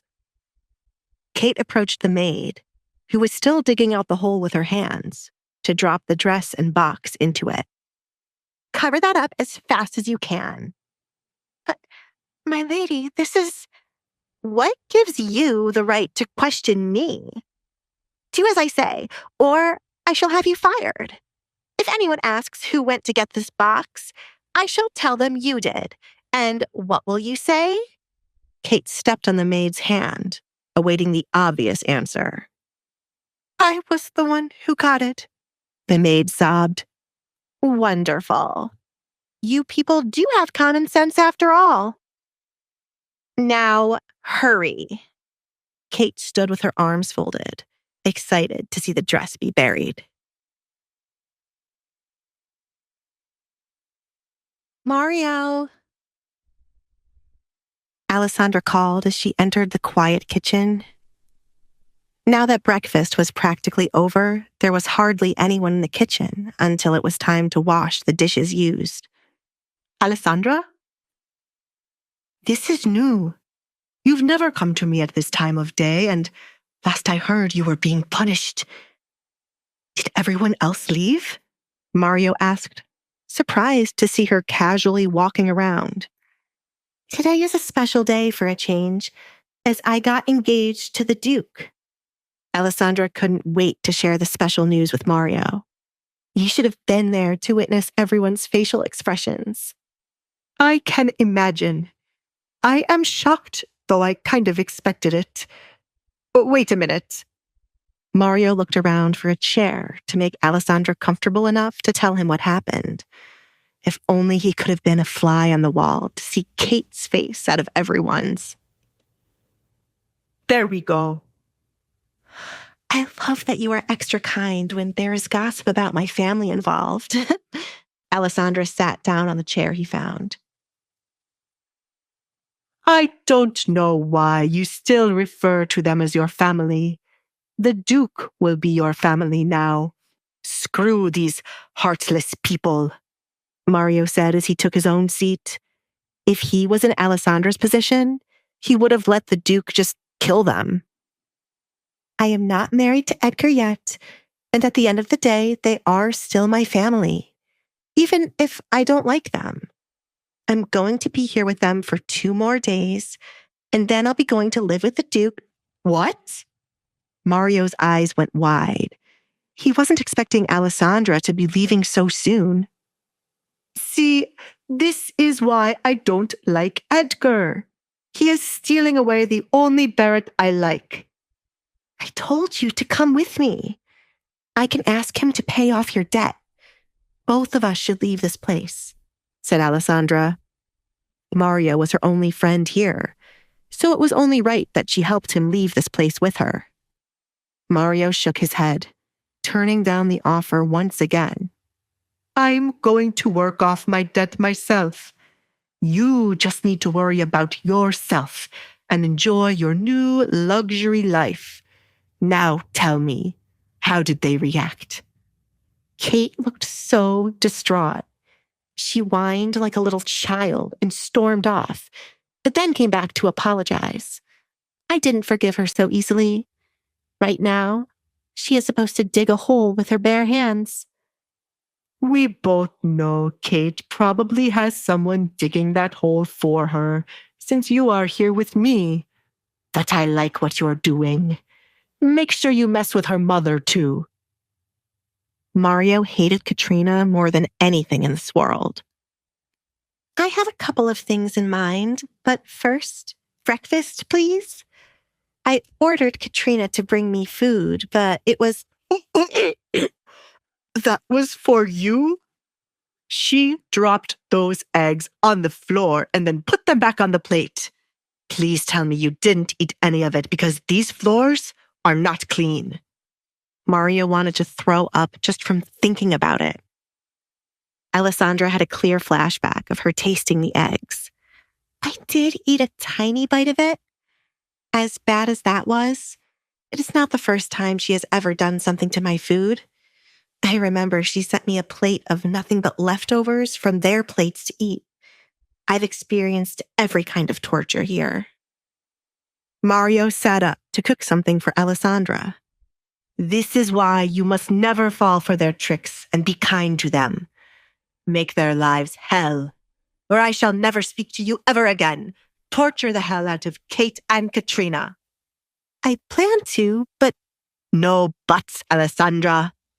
Mario stopped her right in her tracks. She was always too kind for her own good. Mario, the person I have the biggest issue with is neither Kate nor Katrina. It is with my father. He's the one who should have protected me from his second wife and everyone else who looks at me with disgust because of rumors. He never did anything to help me. Alessandra could not get over her father, looking her in the eye without any shame and saying it was not possible for Edgar to fall in love with her at first sight. How could anyone love her when her father didn't? I have waited so long for my father to come to comfort me, and not once has he ever come to me. It was always Katrina or Kate with a smile on their face before they made my life hell. My father only cares about his money and reputation. I will take what he loves so that he knows what it means to have nothing, Alessandra stated. I feel the need to hug you, Alessandra. But you are now an engaged woman. You're all grown up now, destroying people and shit. Mario understood why her main issue was with her father. Had the Baron put his foot down, his wife and daughter wouldn't have the opportunity to mess with Alessandra. It's still going to be fun to make Katrina and Kate lose their minds.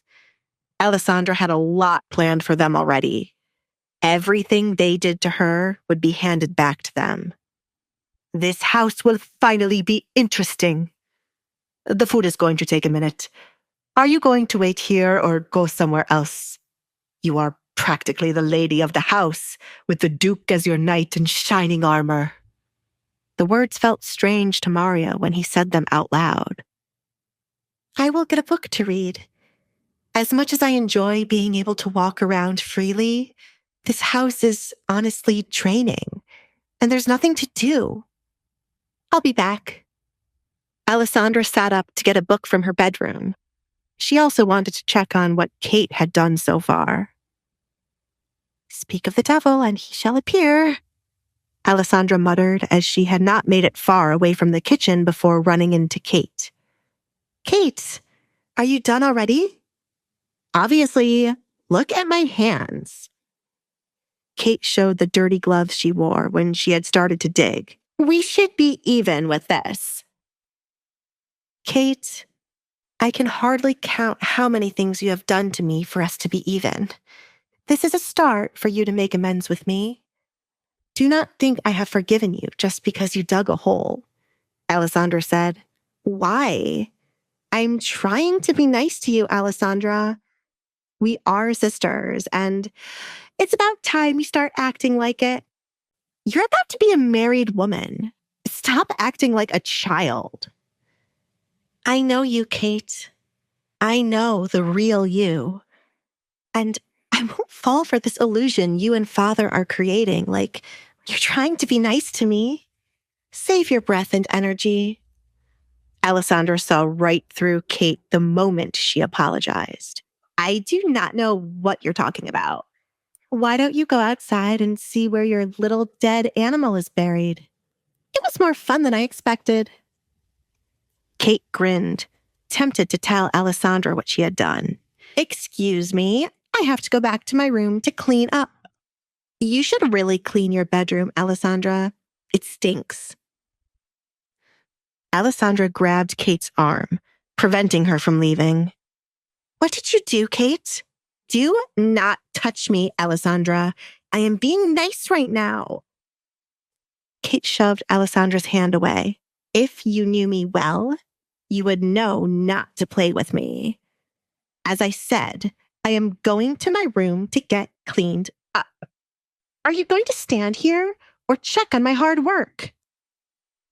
You. Alessandra clenched her fists, tempted to slap Kate, but held herself back. She did not want to resort to violence like Kate always did. Instead, she left to go outside to see what Kate had done. Her father was stupid to think Kate could play nice with anyone. Kate had no idea what it meant to be nice. Alessandra prayed Kate had not disrespected the kitten further after she had already killed it. Coming across the hallway leading down to her room or to go outside, Alessandra found her door ajar, meaning someone had been in it. She made the decision to check on her bedroom first. Alessandra cautiously walked up to the door and slowly pushed it all the way open, but found nothing out of place at first glance. The box with the kitten was gone, which meant Kate took it. Alessandra knew there had to be either something wrong with her bedroom or where the kitten was buried, based on how happy Kate was. Alessandra continued to look around her bedroom, still finding it to be as she left it. Her canvases were as she left them. Her bed still looked made up, her books were neat, and the only scent in the room was due to the kitten. Did she rip up my clothes again? Alessandra went up to the closet and opened it to see if Kate had destroyed her clothes again. No. She instantly knew what was missing as soon as she opened the closet doors. Her mother's dress was front and center in her closet, after she had been thinking of getting married recently. It was one of the few things she had that had belonged to her mother. Alessandra did not know whether to laugh or cry about the situation, but one thing for sure, she regretted not slapping Kate when they were face to face. Alessandra felt the need to break something to release the anger she felt, but instead of doing so, she decided to take that anger out on Kate. Alessandra dragged her feet to her window, where the barn was in perfect view.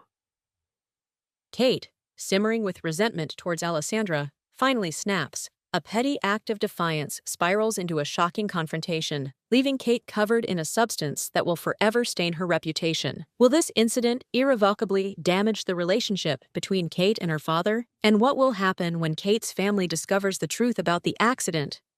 She quickly rubbed off the shit from her face, hands, and her hair, but the scent was something she could not easily get rid of.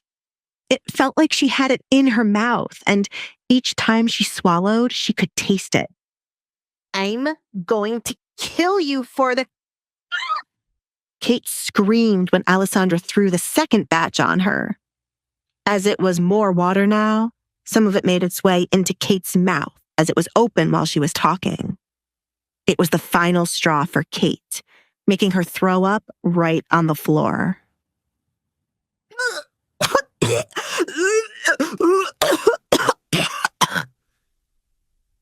If you step 1 foot into the room, I will throw more on her.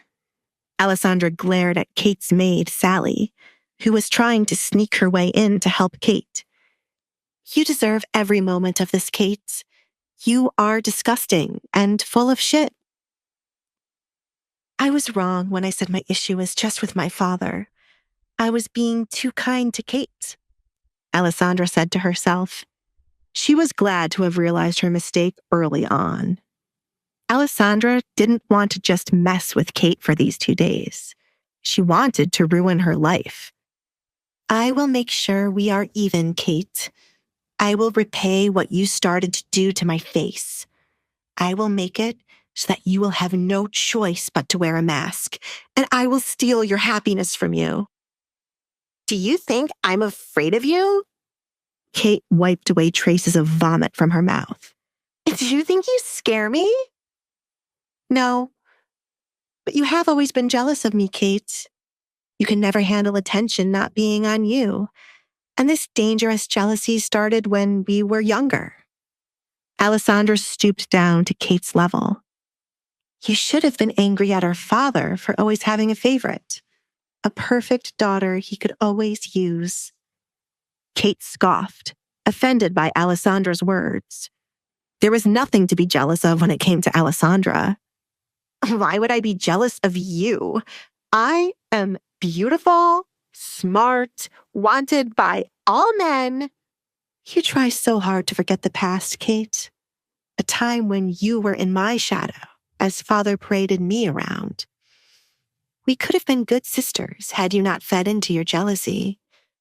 I tried so many times to forgive you, as you were merely wishing to have father's attention on you, but you are beyond forgiving. Do not look down on me. Kate lunged forward to pull the mask Alessandra wore from her face. It was easy for Alessandra to talk when her face was hidden. Alessandra almost stumbled forward due to the mask being roughly pulled away from her face. As Alessandra looked up to get the mask back from Kate's hands, Kate chuckled, seeing the scars were still evident. You are still hideous, Kate said in triumph. Alessandra had no place to talk about anyone being jealous of her when her face was horrible. I would hide my face from the world if I were you too. Kate flinched, moving the mask further away when she thought Alessandra was trying to reach for it. But to her surprise, Alessandra pushed her.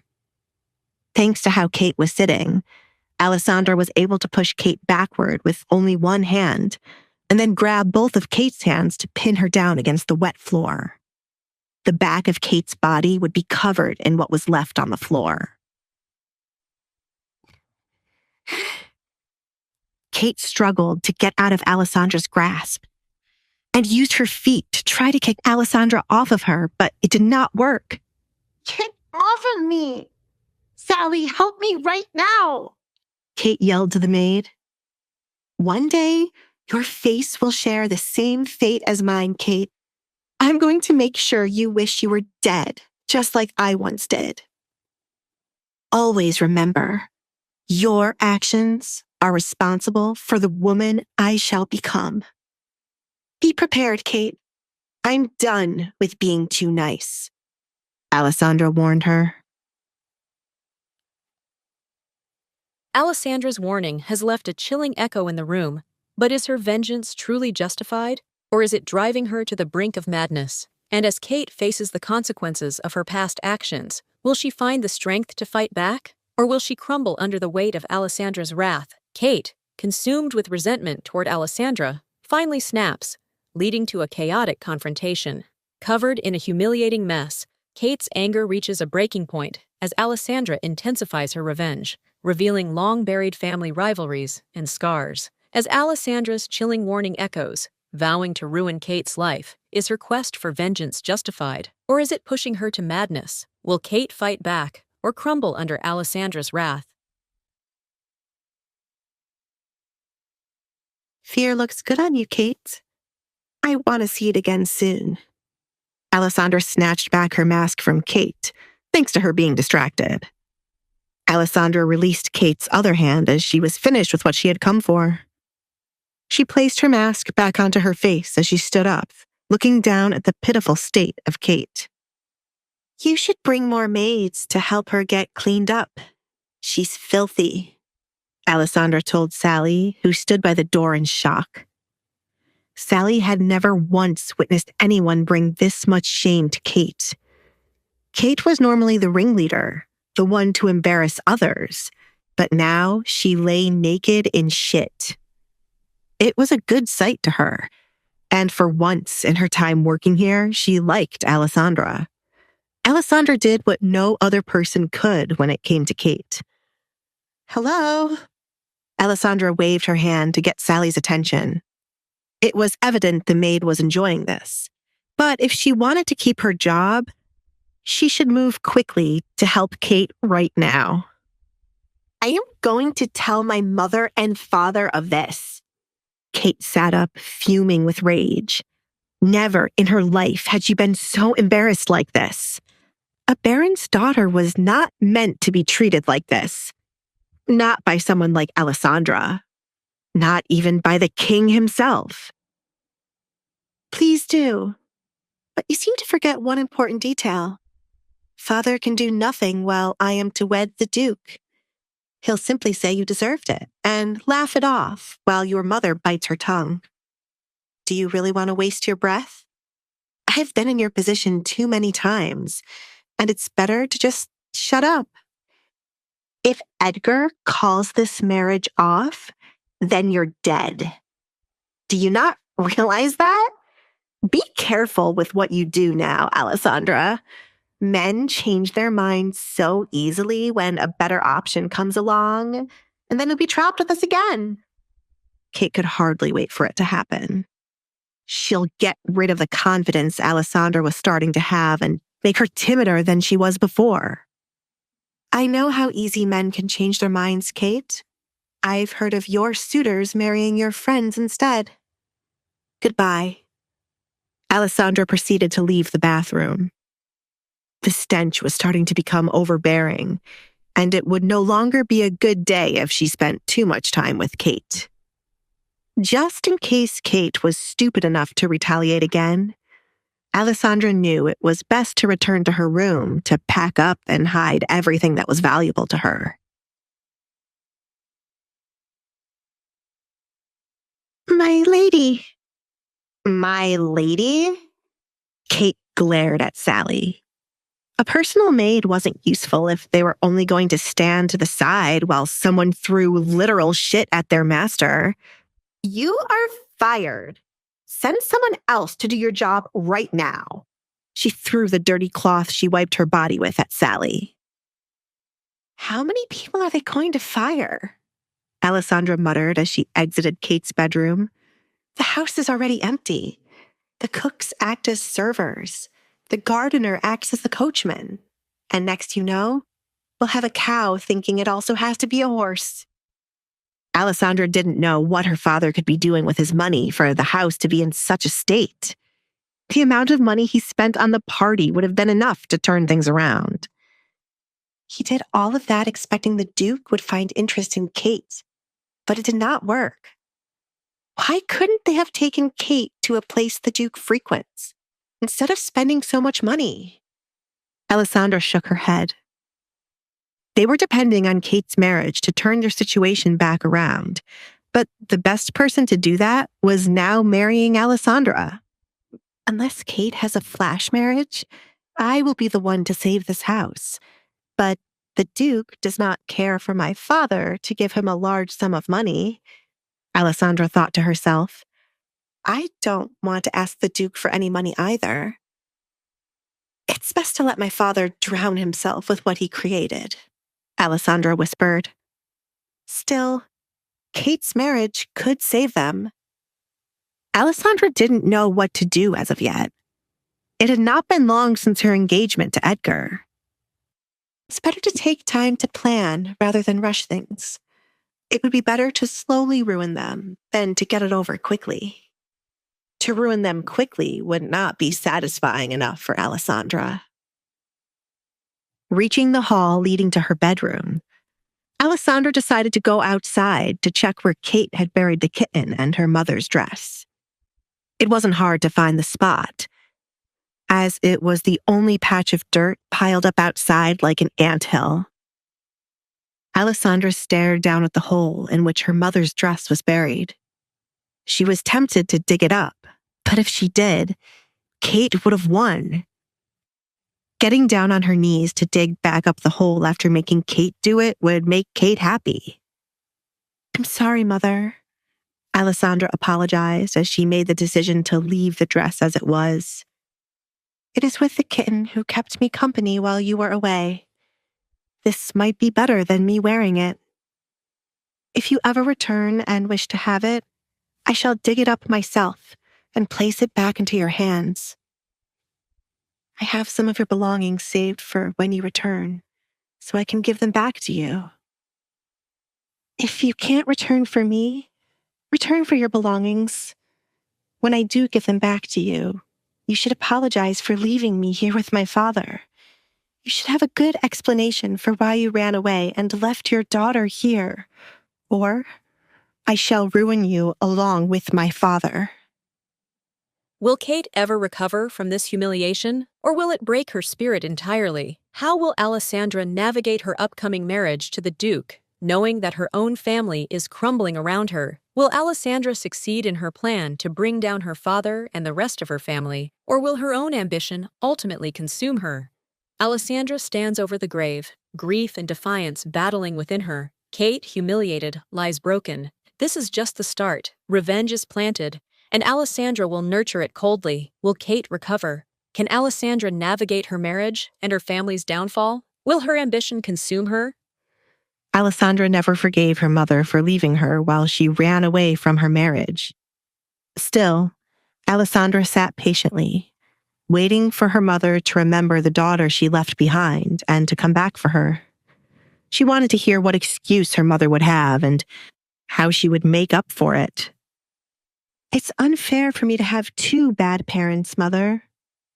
I'm putting faith in you to return and ask for forgiveness. The world cannot hate me so much to put me through this. I hope that you are still alive and return quickly," said Alessandra. Alessandra would never go looking for her mother. Instead, she had a date on which she would stop caring, and should her mother ever appear before her, she would be nothing more than a stranger. Then she would truly believe the world hated her enough to curse her with this life. "Where the hell is she?" Alessandra looked up at the sound of Katrina's angry voice. "You!" Katrina exclaimed when she caught sight of Alessandra outside. She leaned her upper body out a window to get a better view of Alessandra. "What on earth did you do to my daughter?" "I threw her personality onto her," Alessandra bluntly replied. "Do you wish for me to do the same to you, Mother?" "I told you never to call me Mother, you evil girl. You have to be out of your mind to throw shit on Kate. Has your jealousy not gone far enough?" Katrina questioned. Her anger increased the more she looked at Alessandra. Katrina was bewildered to hear of what Alessandra did to Kate and how no one stopped her. Alessandra was always intrigued by everyone thinking she was jealous of Kate. When had she ever shown them that she was jealous? "I have never been jealous of Kate. It has always been the other way around." Katrina chuckled, finding Alessandra to be funny. "Kate? Jealous of you? Such a thing as..." "Isn't that why you hated me too? Kate was never the center of attention when I was around, and you could not stand the daughter of your husband's first wife outshining your child. I can see where Kate gets her denial from. Funny, I thought it was from my father," said Alessandra, as she for so long believed it came from her father's side of the family. "Are you crazy? How many times am I going to be asked this?" "It is annoying," Alessandra muttered, tired of the repeated question. "My answer is yes, so that you can stop asking me. I must be crazy for the crap I put up for so long." "You..." Katrina trailed off, unsure of who was standing before her. Alessandra was never like this. She was never one to talk back and quietly did as she was told. You are only acting like this because of your engagement. Obviously, but you have no room to talk when you have done the same thing. You act all high and mighty because you are a baron's wife. From your attitude, you would think you married the king. My father is not that great for you to act this way, Alessandra honestly stated. Her father's reputation slowly decreased throughout the years, and many of his high-status friends were hardly around. He was lucky to still have connections with the king. I suppose his wealth will make him great in your eyes, though these days, his wealth is not like what it used to be. I wonder what he's spending all his income on for our house to be in such a state. That's something to add to the list. In this house, the Baron thinks he is the king. Hilarious. Alessandra chuckled, finding their house to be backward. Maybe I should think I am a bird, and then I could fly away. Alessandra humored herself. There's nothing wrong with your father's finances. Look at the amount of land the king has placed in his name. Look at how wonderful our farm is, how grand the inside of our home is. Your father has enough wealth to live like a king if he wishes to. You truly complete my father. Alessandra viewed Katrina as idiotic as her father. The money must have been drained away to make Katrina and Kate live like royalty, too. Her father married a wife he could not afford to keep for all these years, and then they made a daughter who was no different from the mother. Alessandra, once a docile and obedient daughter, has transformed into a sharp-tongued rebel, mirroring her mother's rebellious spirit in unexpected ways. But will this newfound defiance empower her, or will it ultimately lead to her downfall? How will Alessandra's growing defiance impact her upcoming marriage to the Duke? Will it strengthen her resolve, or jeopardize her future? Alessandra stands over the grave, grief and defiance battling within her. Kate, humiliated, lies broken. This is just the start. Revenge is planted, and Alessandra will nurture it coldly. Will Kate recover? Can Alessandra navigate her marriage and her family's downfall? Will her ambition consume her? Alessandra never forgave her mother for leaving her while she ran away from her marriage. Still, Alessandra sat patiently, waiting for her mother to remember the daughter she left behind and to come back for her. She wanted to hear what excuse her mother would have and how she would make up for it. It's unfair for me to have two bad parents, Mother. I'm putting faith in you to return and ask for forgiveness. The world cannot hate me so much to put me through this. I hope that you are still alive and return quickly, said Alessandra. Alessandra would never go looking for her mother. Instead, she had a date on which she would stop caring, and should her mother ever appear before her, she would be nothing more than a stranger. Then she would truly believe the world hated her enough to curse her with this life. Where the hell is she? Alessandra looked up at the sound of Katrina's angry voice. You! Katrina exclaimed when she caught sight of Alessandra outside. She leaned her upper body out a window to get a better view of Alessandra. What on earth did you do to my daughter? I threw her personality onto her, Alessandra bluntly replied. Do you wish for me to do the same to you, Mother? I told you never to call me Mother, you evil girl. You have to be out of your mind to throw shit on Kate.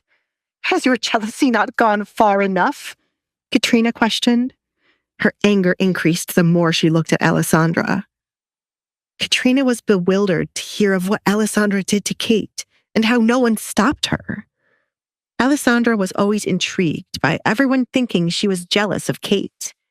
When had she ever shown them that she was jealous? I have never been jealous of Kate. It has always been the other way around. Katrina chuckled, finding Alessandra to be funny. Kate? Jealous of you? Such a thing as... Isn't that why you hated me too? Kate was never the center of attention when I was around, and you could not stand the daughter of your husband's first wife outshining your child. I can see where Kate gets her denial from. Funny, I thought it was from my father, said Alessandra, as she for so long believed it came from her father's side of the family. Are you crazy? How many times am I going to be asked this? It is annoying, Alessandra muttered, tired of the repeated question. My answer is yes, so that you can stop asking me. I must be crazy for the crap I put up for so long. You... Katrina trailed off, unsure of who was standing before her. Alessandra was never like this. She was never one to talk back and quietly did as she was told. You are only acting like this because of your engagement. Obviously, but you have no room to talk when you have done the same thing. You act all high and mighty because you are a baron's wife. From your attitude, you would think you married the king. My father is not that great for you to act this way, Alessandra honestly stated. Her father's reputation slowly decreased throughout the years, and many of his high-status friends were hardly around. He was lucky to still have connections with the king. I suppose his wealth will make him great in your eyes, though these days, his wealth is not like what it used to be. I wonder what he's spending all his income on for our house to be in such a state. That's something to add to the list. In this house, the Baron thinks he is the king. Hilarious. Alessandra chuckled, finding their house to be backward. Maybe I should think I am a bird, and then I could fly away. Alessandra humored herself. There is nothing wrong with your father's finances. Look at the amount of land the king has placed in his name. Look at how wonderful our farm is, how grand the inside of our home is. Your father has enough wealth to live like a king if he wishes to. You truly complete my father. Alessandra viewed Katrina as idiotic as her father. The money must have been drained away to make Katrina and Kate live like royalty, too. Her father married a wife he could not afford to keep for all these years, and then they made a daughter who was no different from the mother. Alessandra, once a docile and obedient daughter, has transformed into a sharp-tongued rebel, mirroring her mother's rebellious spirit in unexpected ways. But will this newfound defiance empower her, or will it ultimately lead to her downfall? How will Alessandra's growing defiance impact her upcoming marriage to the Duke? Will it strengthen her resolve, or jeopardize her future? Alessandra awaits her mother's return, yearning for an apology, but a fiery confrontation with her stepmother shatters the fragile peace. Secrets and resentments surface, threatening to tear the family apart. Will Alessandra ever forgive her mother? Can this family survive the explosive fallout? What other secrets are lurking beneath the surface? You must be punished for what you did to Kate. Alessandra looked away from a delusional Katrina. Why? I was punishing her for burying my mother's dress when she was only supposed to bury the kitten. Katrina did not care about the awful dress. Still, I'm tired of you talking so much, Katrina. You agitate me. What on earth have you become? Do you really think you can be this way because Edgar threatened your father? I will not allow my daughter to be embarrassed by the likes of you. Stay there, Katrina ordered Alessandra while she would make her way outside. I'm not a dog. Alessandra started to leave, not wanting to hear what else Katrina had to say. Is this really their way of trying to be nice to me? They couldn't last one day. Alessandra, do not run away from me, Katrina yelled as she arrived outside, only to find Alessandra leaving. Are your eyes not working? I'm not running away. I am gracefully walking away. Mother? Alessandra would keep using the word mother as long as it annoyed Katrina. In the past, it was the only thing she could do as revenge for Katrina. Stop right there. Katrina picked up both sides of her dress to run after Alessandra. Alessandra was highly amused when she looked back to find Katrina was chasing after her. It was quite the sight, as it was odd for Katrina to be running around. Wow, was the only thing she could say. Alessandra! Katrina grabbed onto Alessandra's shoulder to stop her from hurrying away. I told you to stay right there. Alessandra smacked Katrina's hand away from harshly gripping her shoulder. Do not touch me, Katrina. Kate had what was coming for her for messing with my mother's dress. If anyone was to ruin that dress, it would have been me. Instead of always trying to punish me, you should spend more time teaching your daughter manners before she ends up old and alone. The Duke won't always be guarding you, Alessandra. Men change their minds so easily. So, Kate learned that from you. Why am I not surprised? Since that is what the two of you believe. I shall hold on to him forever, Katrina. I said... Alessandra caught Katrina's hand when it was raised to slap her. Do not touch me. I am tired of being your punching bag, she screamed, tiredness of her torture evident in her voice. Alessandra gripped Katrina's hand, pushing it back until Katrina winced from the pain. Since you came here, I have tried to have nothing but positive thoughts. Do you know how hard it is to not fall into the deep end and let my negative thoughts consume me? Even when the Duke's sword is pointed at your necks, you are still determined to hurt me. Are you determined to make me become a madwoman? Do not keep pushing me. If those thoughts truly consume me, I might end up killing all of you.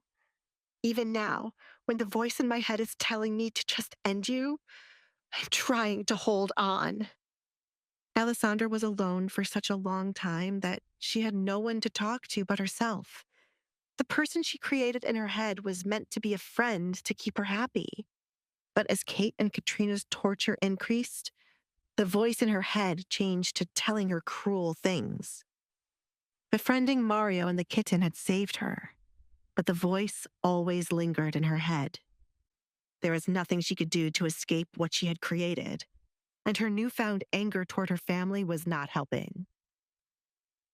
Leave me alone, Alessandra released Katrina's hand. Her other hand twitched at the thought of pushing Katrina down and repeatedly beating her with a stick, just as Katrina had once done to her. You've tortured me for many years, Katrina. Sit quietly while I do the same to you. Alessandra left Katrina alone so that the woman could choose her next move carefully. Katrina could either chase after her again, but face retaliation far worse than what Alessandra had just done to Kate, or walk away and endure what was to come. Alessandra was satisfied with not hearing Katrina following behind her.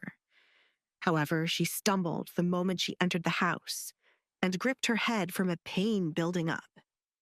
She did not know how to handle all the angry and negative thoughts she had kept at bay for many years, suddenly flooding her head. It was foreign to her as she tried to keep a positive outlook on her life, but she had strayed far away from it today. I will not lose myself, she promised.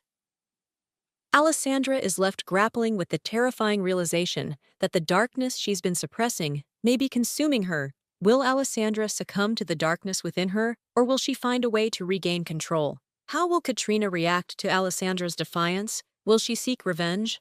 Or will she finally confront her own demons? Will she lose control of her life and her impending marriage to the Duke? Tensions reach a boiling point between Alessandra and Katrina. After a heated confrontation, Alessandra unleashes years of pent-up anger, shocking even herself with the intensity of her outburst. Katrina, stunned by Alessandra's defiance, is left reeling, unsure of how to proceed. As Alessandra struggles to control the surge of negative emotions, she wonders if she has crossed an irreversible line. Will this be the beginning of a new and dangerous chapter in the lives of the Baron's family? Will Katrina retaliate against Alessandra for her defiance? Will Alessandra be able to control her growing anger and the dark thoughts that consume her? How will the Duke react when he learns of the escalating conflict between Alessandra and her family?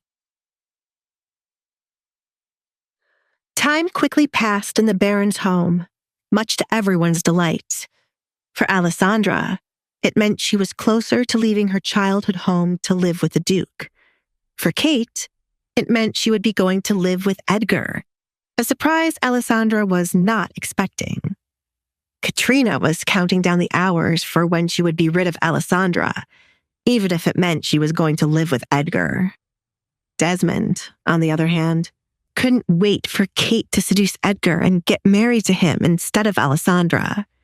He was praying she would get pregnant after one night with Edgar.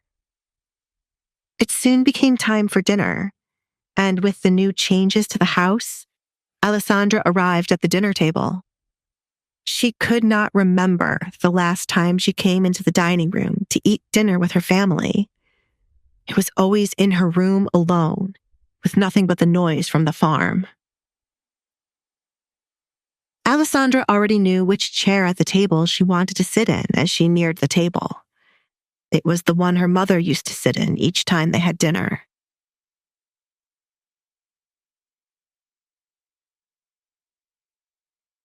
Alessandra?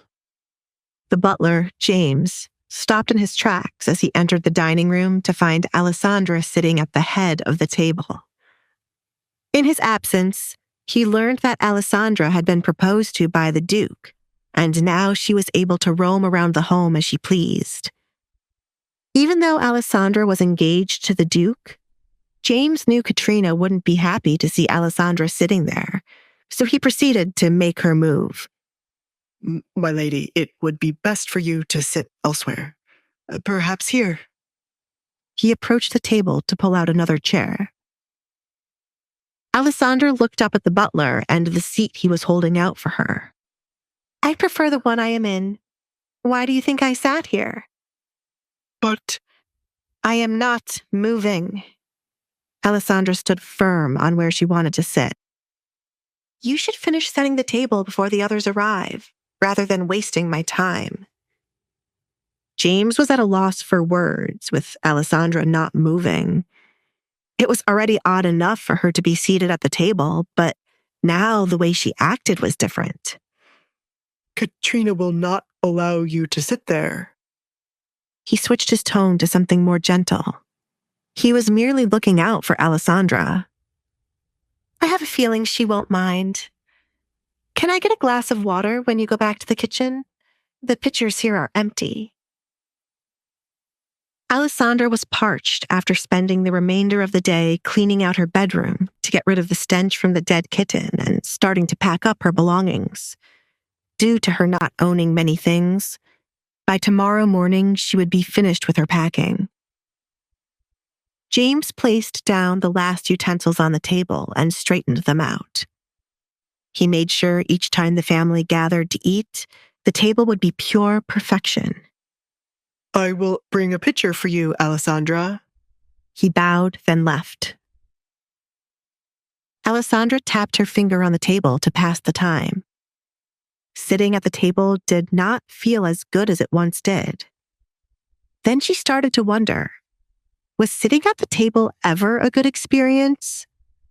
She enjoyed her time with her mother while they ate, but eventually, her parents would start to argue. It was not as good as she believed it to be as a child now that she was older. His house has always been toxic, but as a child, I thought that was what happiness meant, Alessandra muttered, leaning back in her chair as her past memories became depressing. She started to think about what else she thought was good as a child, but now that she was older, it certainly wasn't good. This house has so much negative energy. It deserves to just be burned down. You really are taking this too far. Kate strutted into the dining room like a new person. It was as if her earlier encounter with Alessandra never happened. And do as you please, Alessandra. The higher you climb, the further you fall when this blows up in your face. The tension in the Baron's household thickens as Alessandra asserts her newfound freedom, reclaiming her rightful place at the head of the dinner table. Kate, emboldened by her upcoming marriage to Edgar, remains a constant thorn in Alessandra's side, her words laced with venom. As the dinner guests begin to arrive, the atmosphere crackles with anticipation and unspoken threats. Will Alessandra's defiance lead to a confrontation with Katrina? Will Desmond's schemes to sabotage Alessandra's happiness succeed? And what secrets lie hidden within the walls of this decaying mansion? Time flies within the Baron's household, bringing Alessandra closer to her departure for the Duke's estate, and Kate closer to her inevitable marriage to Edgar. While Alessandra prepares to leave the suffocating atmosphere of her childhood home, Kate plots her own ascent within the family, fueled by a simmering resentment towards her sister. As dinner preparations commence, Alessandra boldly claims the seat at the head of the table, a symbolic act of defiance that throws the household into disarray. Kate, ever the antagonist, observes her sister's newfound confidence with a mixture of disdain and apprehension. Will Alessandra's assertion of dominance at the dinner table ignite a new wave of conflict within the family? How will Katrina react to Alessandra's audacious display of authority? Will Desmond find a way to manipulate the situation to his advantage, ensuring Kate's marriage to Edgar? Alessandra was surprised Kate didn't curse or scream at her for what she had done with the horse shit. That wouldn't have been enough to stop Kate's antics. I hope you always remember that thanks to the little stunt you pulled today, someone got fired. You should take responsibility. Sally was crying her eyes out. Kate took a seat far away from Alessandra on the other side of the table. She didn't trust Alessandra would not throw something else on her. I did not fire her. You did, Kate. Yet again, you pushed the blame for your antics onto me. When are you going to stop? Do I need to visit your bedroom again? Alessandra taunted Kate with what she did earlier. Luckily, the horses shit every day. I will never forgive what you did. I didn't do it with the expectation you would forgive me. I thought it was obvious I wanted the opposite. The only person here to forgive anyone in this home is me. You are all lost souls. I shall never forgive any of you, Alessandra said. Are you going to live the rest of your life holding on to the things we did to you? At some point, you have to let it go, or it becomes pathetic. Kate found Alessandra to be nothing more than pitiful. No, I will not spend the rest of my life thinking about any of you. I don't think you'll be around for that long, and I shall be living with the Duke. I'm afraid you will spend more time thinking about me, Kate. I hope I haunt you. Kate placed her hands on the table, interlocking her fingers as she leaned forward in Alessandra's direction. Keep up this confidence, Alessandra. When it crumbles, I'll be there to watch. When this is over, I'll really make your life a living hell. You'll hate me more when that time comes. I have never hated you, Kate. I will admit I have feared you and you have angered me, but I pity you more than anything. Many times I placed myself in your shoes. It does not mean I like you, but I don't hate you. It took me a long time to realize that it has always been pity I felt towards you. Do not look down on me. Kate smacked her hands against the table. She was above Alessandra, so why did she keep trying to look down on her? This is not me looking down on you, Kate. That is me knowing that thanks to our father not giving you the attention you sought, the jealousy you felt created the monster you are now. You are the reason I shall never give in to my bad thoughts. I never want to be like you, Kate, Alessandra stated, glad she held on to who she was. Says the person who threw shit on me. Yes, you're really a saint. How could I forget that? I am not jealous of you, and I have never been in the past. I don't know what delusional memory you have of your childhood, but I suggest you get rid of it right away. It's making me pity you, Kate said, as she wanted to be the one looking down on Alessandra. Alessandra had no issue with Kate pitying her, as she did not care about what Kate felt towards her. That is fine. I can't believe Edgar made the decision to propose to you. Ugh, what an idiot. James, please bring me one of my father's best wines. Kate rubbed her temple to calm her nerves. She spent so much time trying to understand Edgar, but failed. He's an idiot because he didn't pick you? Kate, you really are beautiful, but your heart and soul need to be worked on. Alessandra viewed Kate as one of the most beautiful people she'd ever laid eyes on. But Kate's personality was horrible. It was why she had such a hard time keeping a suitor. They all left as soon as they saw past her beauty. You! What is this I hear about my wine? Desmond questioned as he entered the dining room with Katrina by his side. Alessandra, why are you sitting there?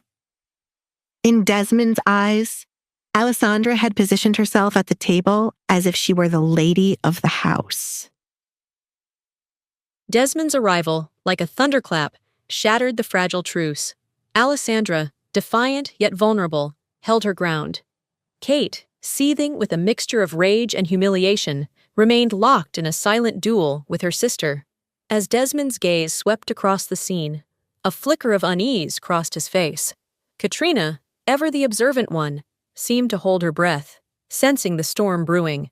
Will Desmond intervene in the escalating conflict between his daughters? Will Kate's threats finally come to fruition, plunging Alessandra into a living hell? Will Alessandra's fragile peace with her past shatter under the weight of Kate's relentless torment? What secrets lie buried beneath the surface of their strained relationship, and how will they unravel? Tensions boil over between sisters Alessandra and Kate. After Alessandra's prank involving horse manure backfires spectacularly, Kate, furious and humiliated, unleashes a torrent of insults and accusations. Alessandra, surprisingly, remains calm, revealing a surprising insight into Kate's motivations, a deep-seated jealousy and a lack of parental affection.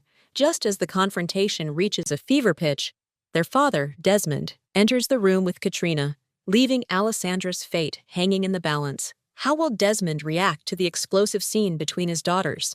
Will Katrina intervene to defend Alessandra or side with her sister?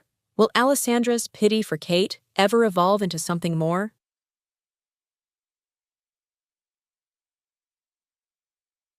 I like this chair, Father. Is it really a big deal with me being here? Does Katrina wish to sit here now? The many times I peeped out at the three of you having dinner, lunch, or breakfast, I have never seen Katrina seated here. You can have it if you want. Alessandra started to stand up, but as she expected, her father stopped her.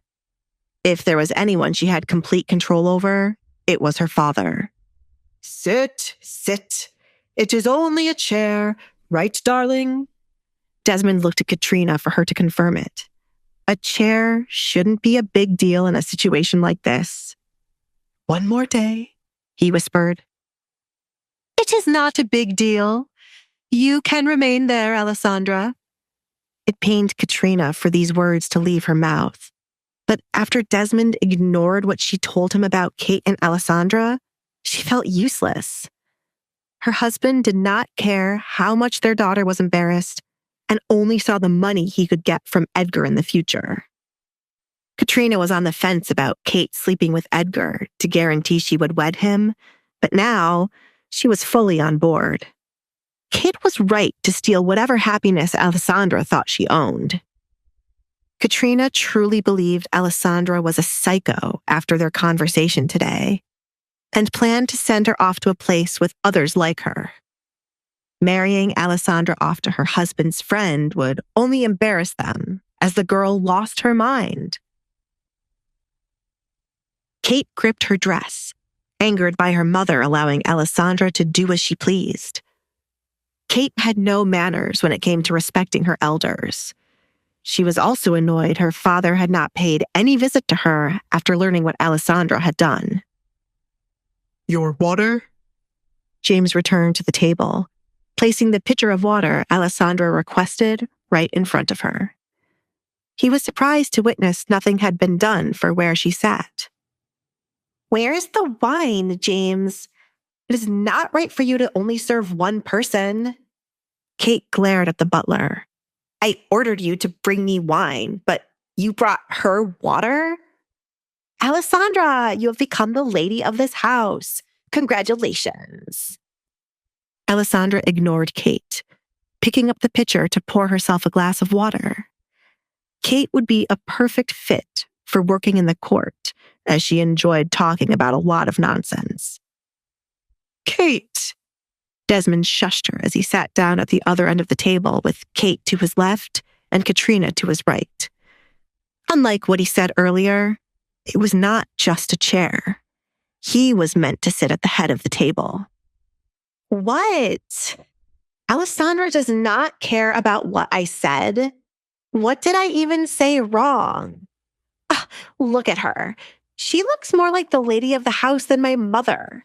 She's finally getting to do everything she ever dreamed of. Poor little Alessandra." "Ow!" Kate groaned as the table shook. Kate glared at her father for kicking her under the table.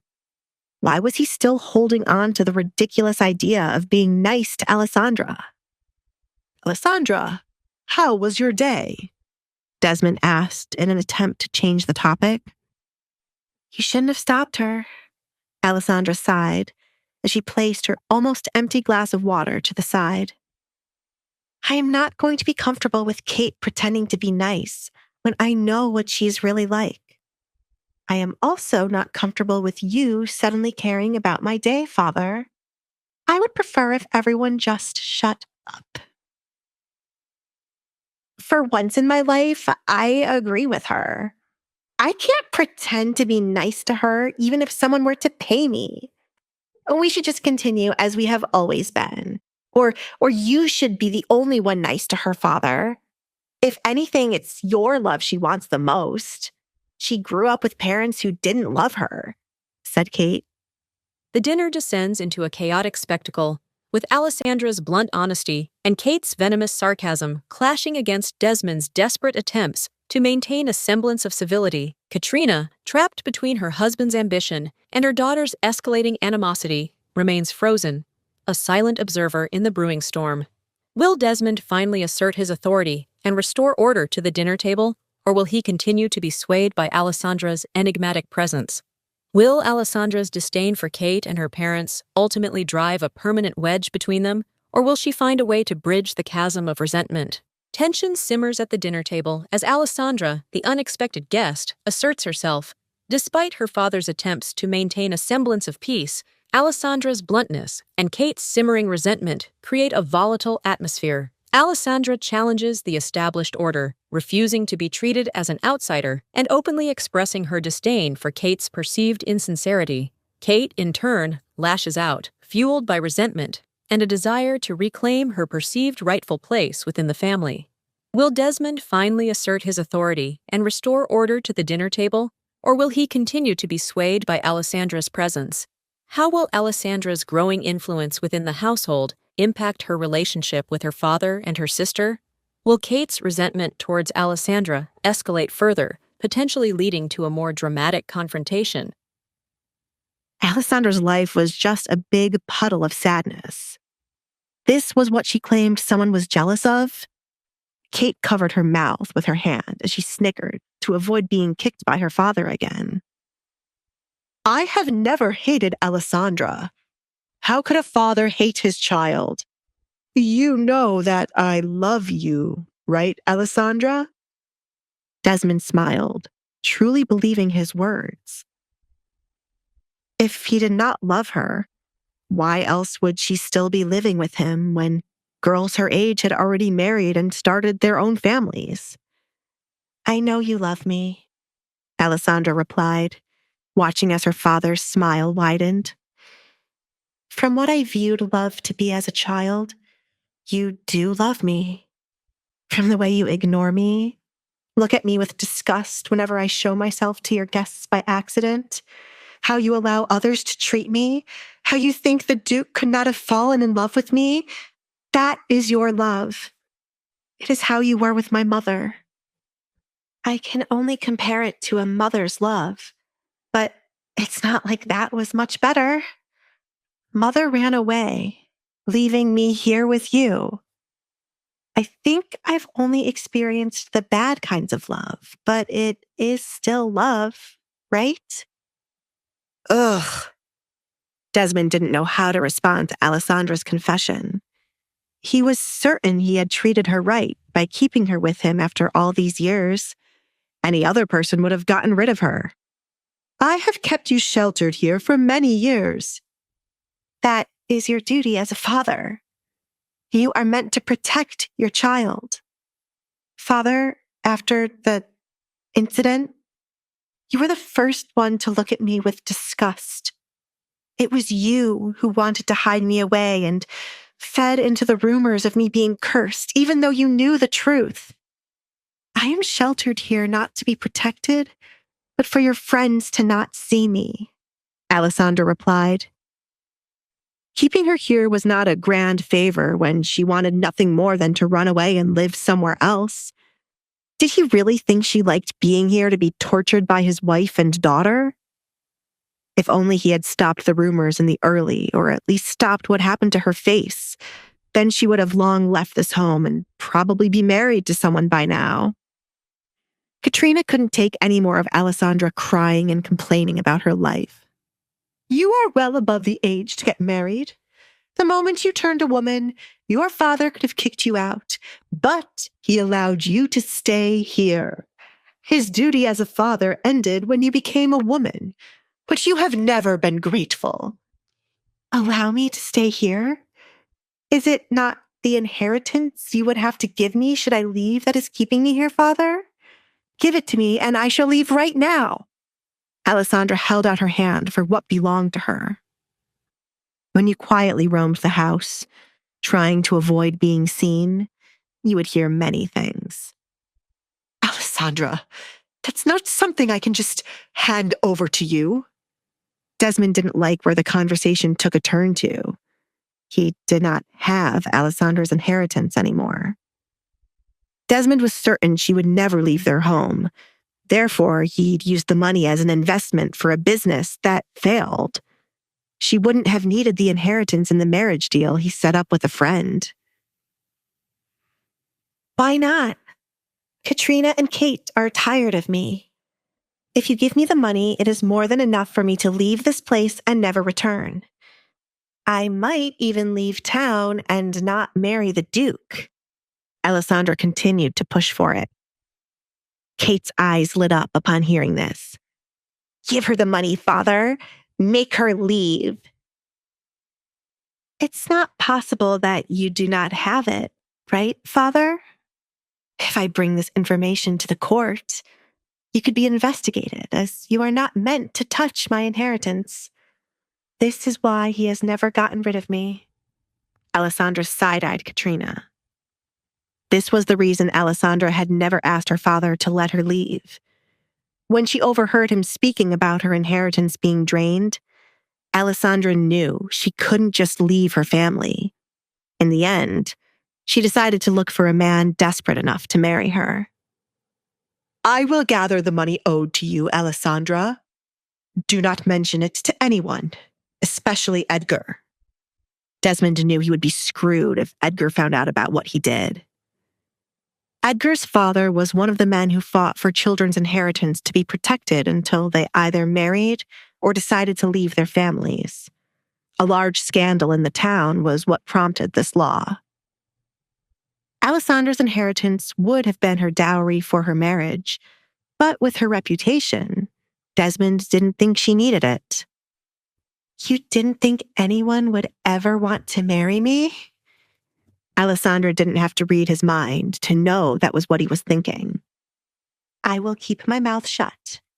However, you should refrain from ever saying you were nice enough to shelter me here for so long. Understood? Yes. Desmond had to clear his throat after stuttering. For a moment, he feared the way Alessandra spoke to him. How did she know about the inheritance being gone? Alessandra held a card that could ruin him should she tell the court about this. For his safety, Desmond was contemplating getting rid of her and telling the Duke she ran away. Alessandra finally confronts her father, Desmond, about his years of neglect and the lies he's woven around her life. She reveals her knowledge of his squandered inheritance, a secret that could shatter his reputation and land him in serious trouble. Desmond, cornered and desperate, promises to repay her what he owes, but his words ring hollow. As Alessandra walks away, a chilling realization dawns on her. Her father, the man who was supposed to protect her, may now be a threat to her own safety. Will Desmond truly repay Alessandra her inheritance? What measures will he take to silence her and protect his own interests? Will Alessandra escape her gilded cage and find true happiness, or will her father's actions forever haunt her? What secrets lie hidden within the walls of Desmond's home, and how will they impact Alessandra's future? Alessandra, whose life felt like a big puddle of sadness, confronts her father, Desmond, about his love. She reveals that his supposed protection felt more like imprisonment, fueled by disgust and the desire to hide her from society after a tragic incident. Alessandra accuses him of exploiting her inheritance, leaving her financially vulnerable. When she demands her rightful inheritance, Desmond is cornered, admitting he can't easily provide it. This revelation throws the family into turmoil, with Kate eager for Alessandra's departure. Alessandra, however, holds a dangerous secret that could ruin Desmond if revealed to the authorities. How will Desmond gather the money he owes Alessandra? Will Alessandra truly leave her family in town, or does she have other motives? What is the true nature of the incident that scarred Alessandra and changed her life? Will Desmond resort to desperate measures to silence Alessandra and maintain his reputation? Kate rolled her eyes, irritated that her father allowed such an easy opportunity to get rid of Alessandra to pass by. Father, why on earth can't you just go get the money tomorrow? Who cares if you spent it? You have plenty more to replace it. Kate didn't understand why her father was acting like he was broke these days. Did he want people to talk about him? Or, more importantly, her? Kate. Katrina tried to shush her daughter before she could upset her husband. Kate was not aware of many things going on, but it was not a good idea to make Desmond angry. Keep quiet and enjoy dinner.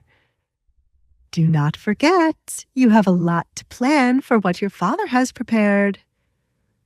Alessandra was curious about what Katrina was referring to. She felt like it had something to do with her, but she did not wish to ponder on it for too long. I've already started it, Mother. I've picked out the finest— Shut up! Desmond silenced Kate.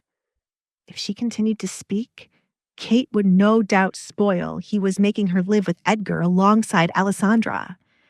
His oldest daughter was smarter than they ever thought, and it was best to keep her out of the loop. Alessandra now confirmed there was something suspicious going on thanks to her father. They were definitely planning something, and by the end of the second day, it would be revealed. She considered two options. They were either going to find a way to cancel her engagement to Edgar, or they were going to concoct some nonsense plan to get Kate with the Duke.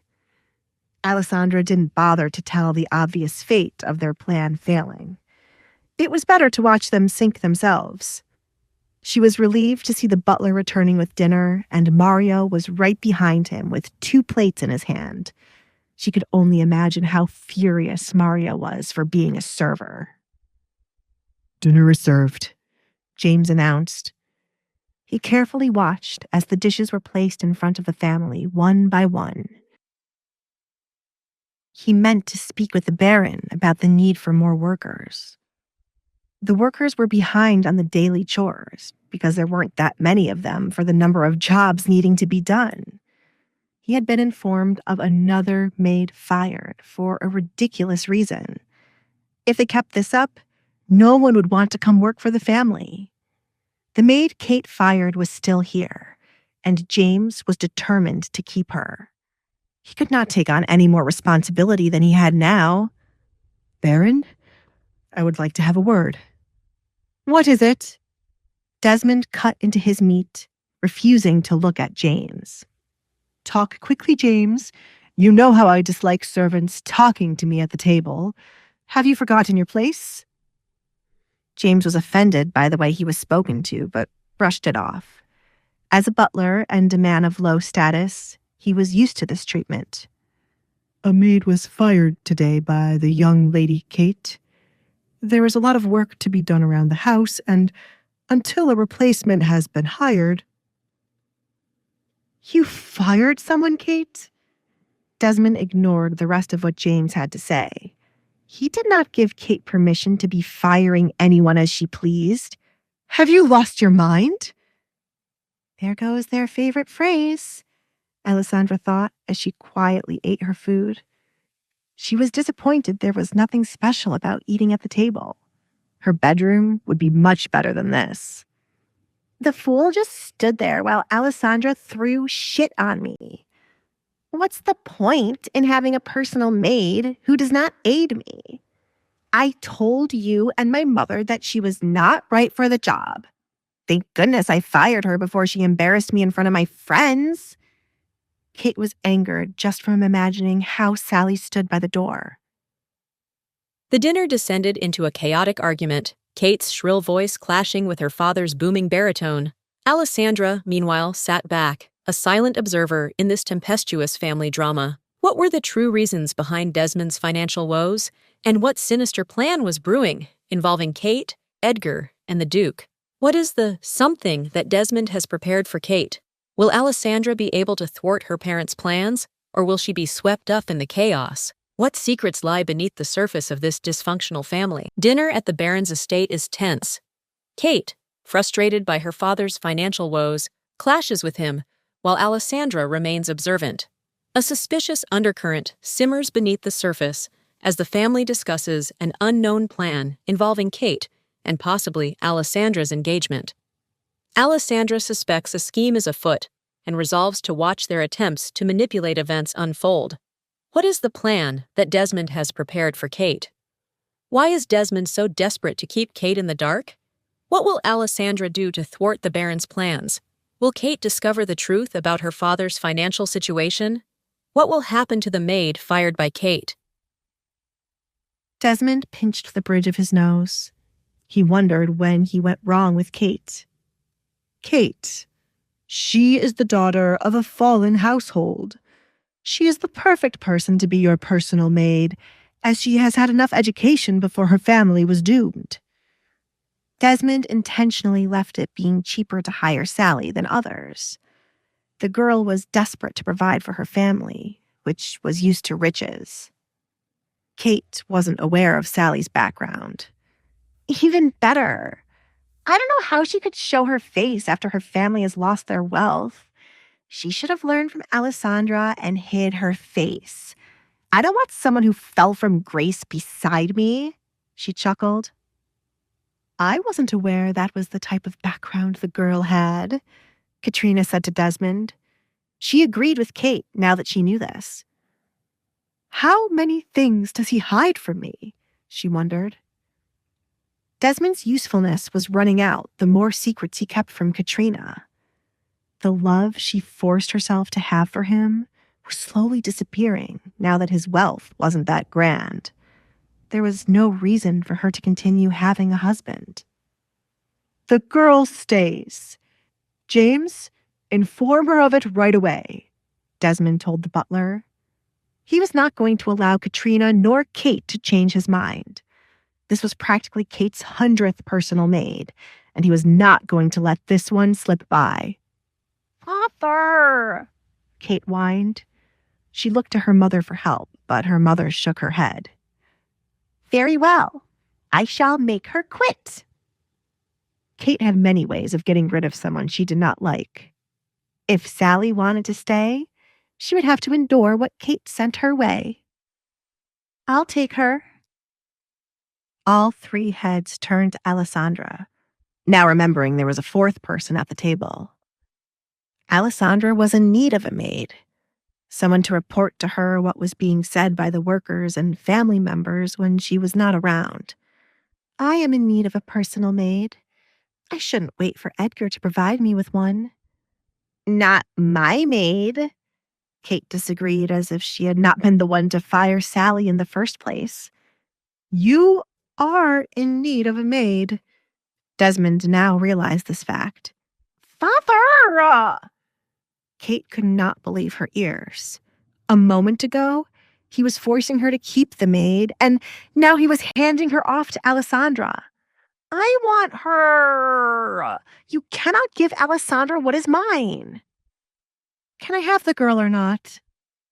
Alessandra didn't want to prolong knowing if she would be given Sally as her personal maid.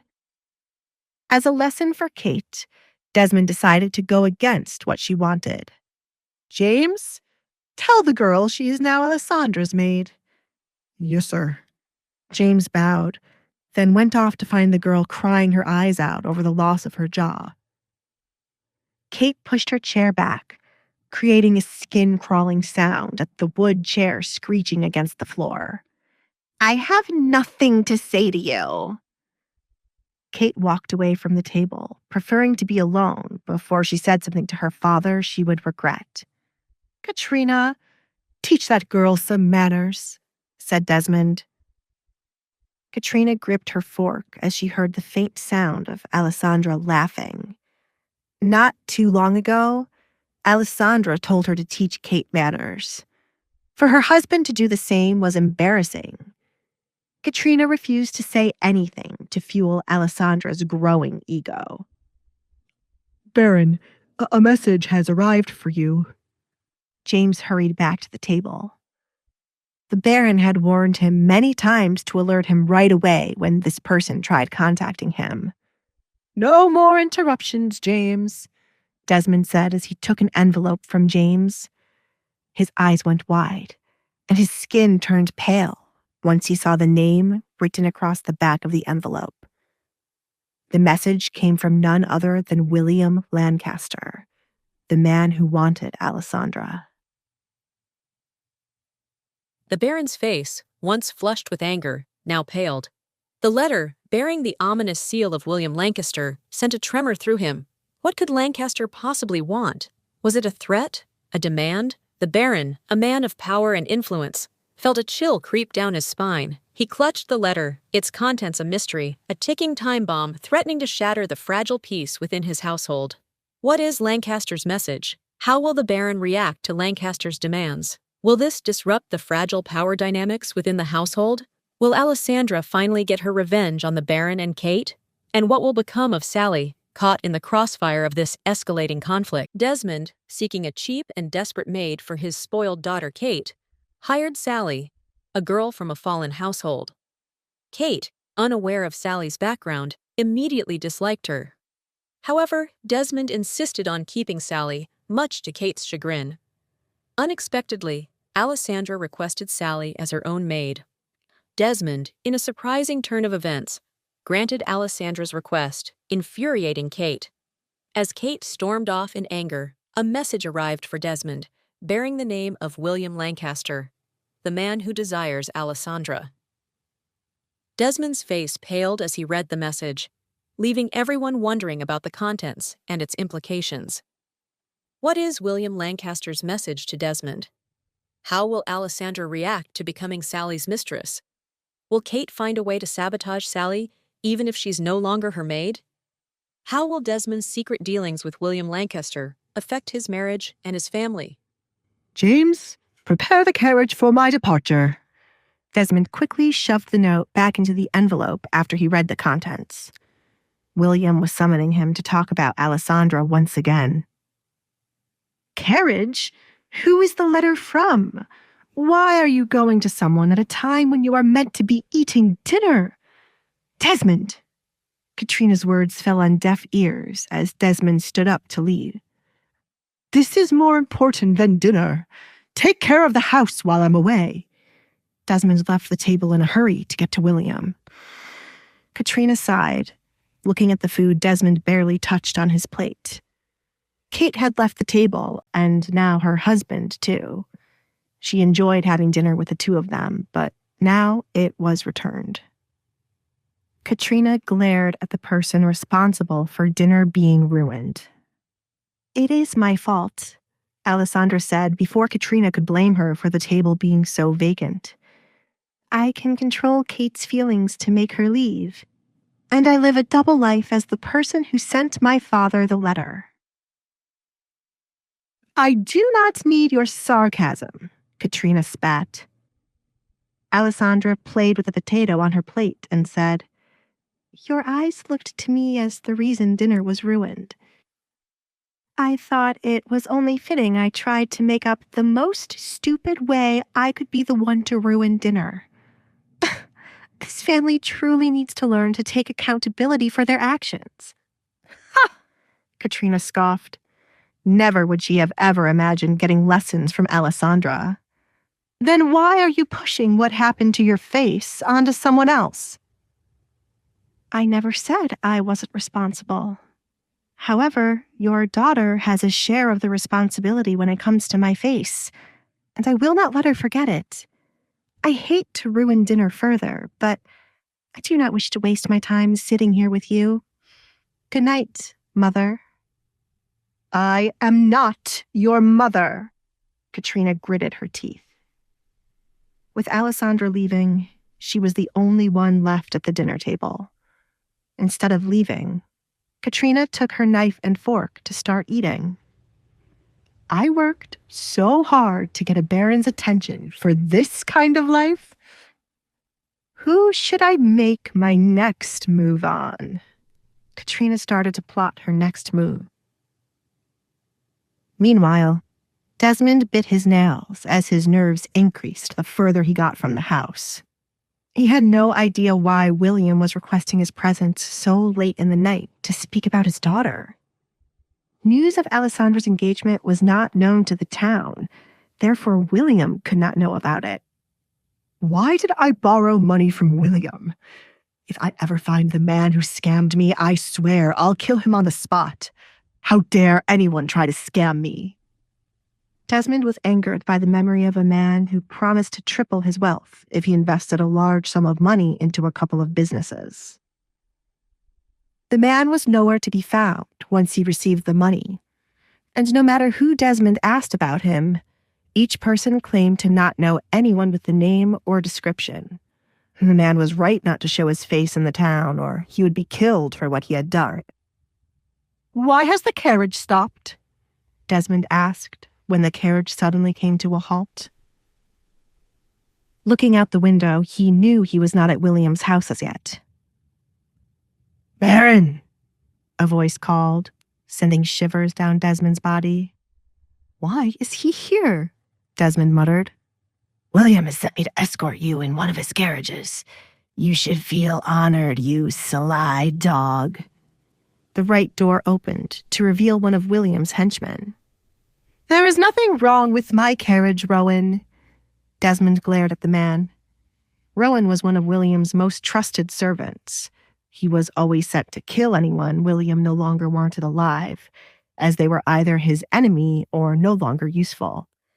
The carriage ride, intended for a simple conversation, takes a sinister turn. Rowan's presence, a chilling omen, casts a shadow over Desmond's anxieties. Why has William sent a hired killer to escort him? What secrets lie within William's house? And what fate awaits Desmond as he steps into the unknown? Will he ever uncover the truth about the missing investor and reclaim his lost fortune? And what unforeseen consequences will Alessandra's actions have on the fragile peace within the household? Hey, I'm Alessandra. If you're wondering what happens next, download the Pocket FM app now and listen to the exciting episodes of The Duke's Masked Bride.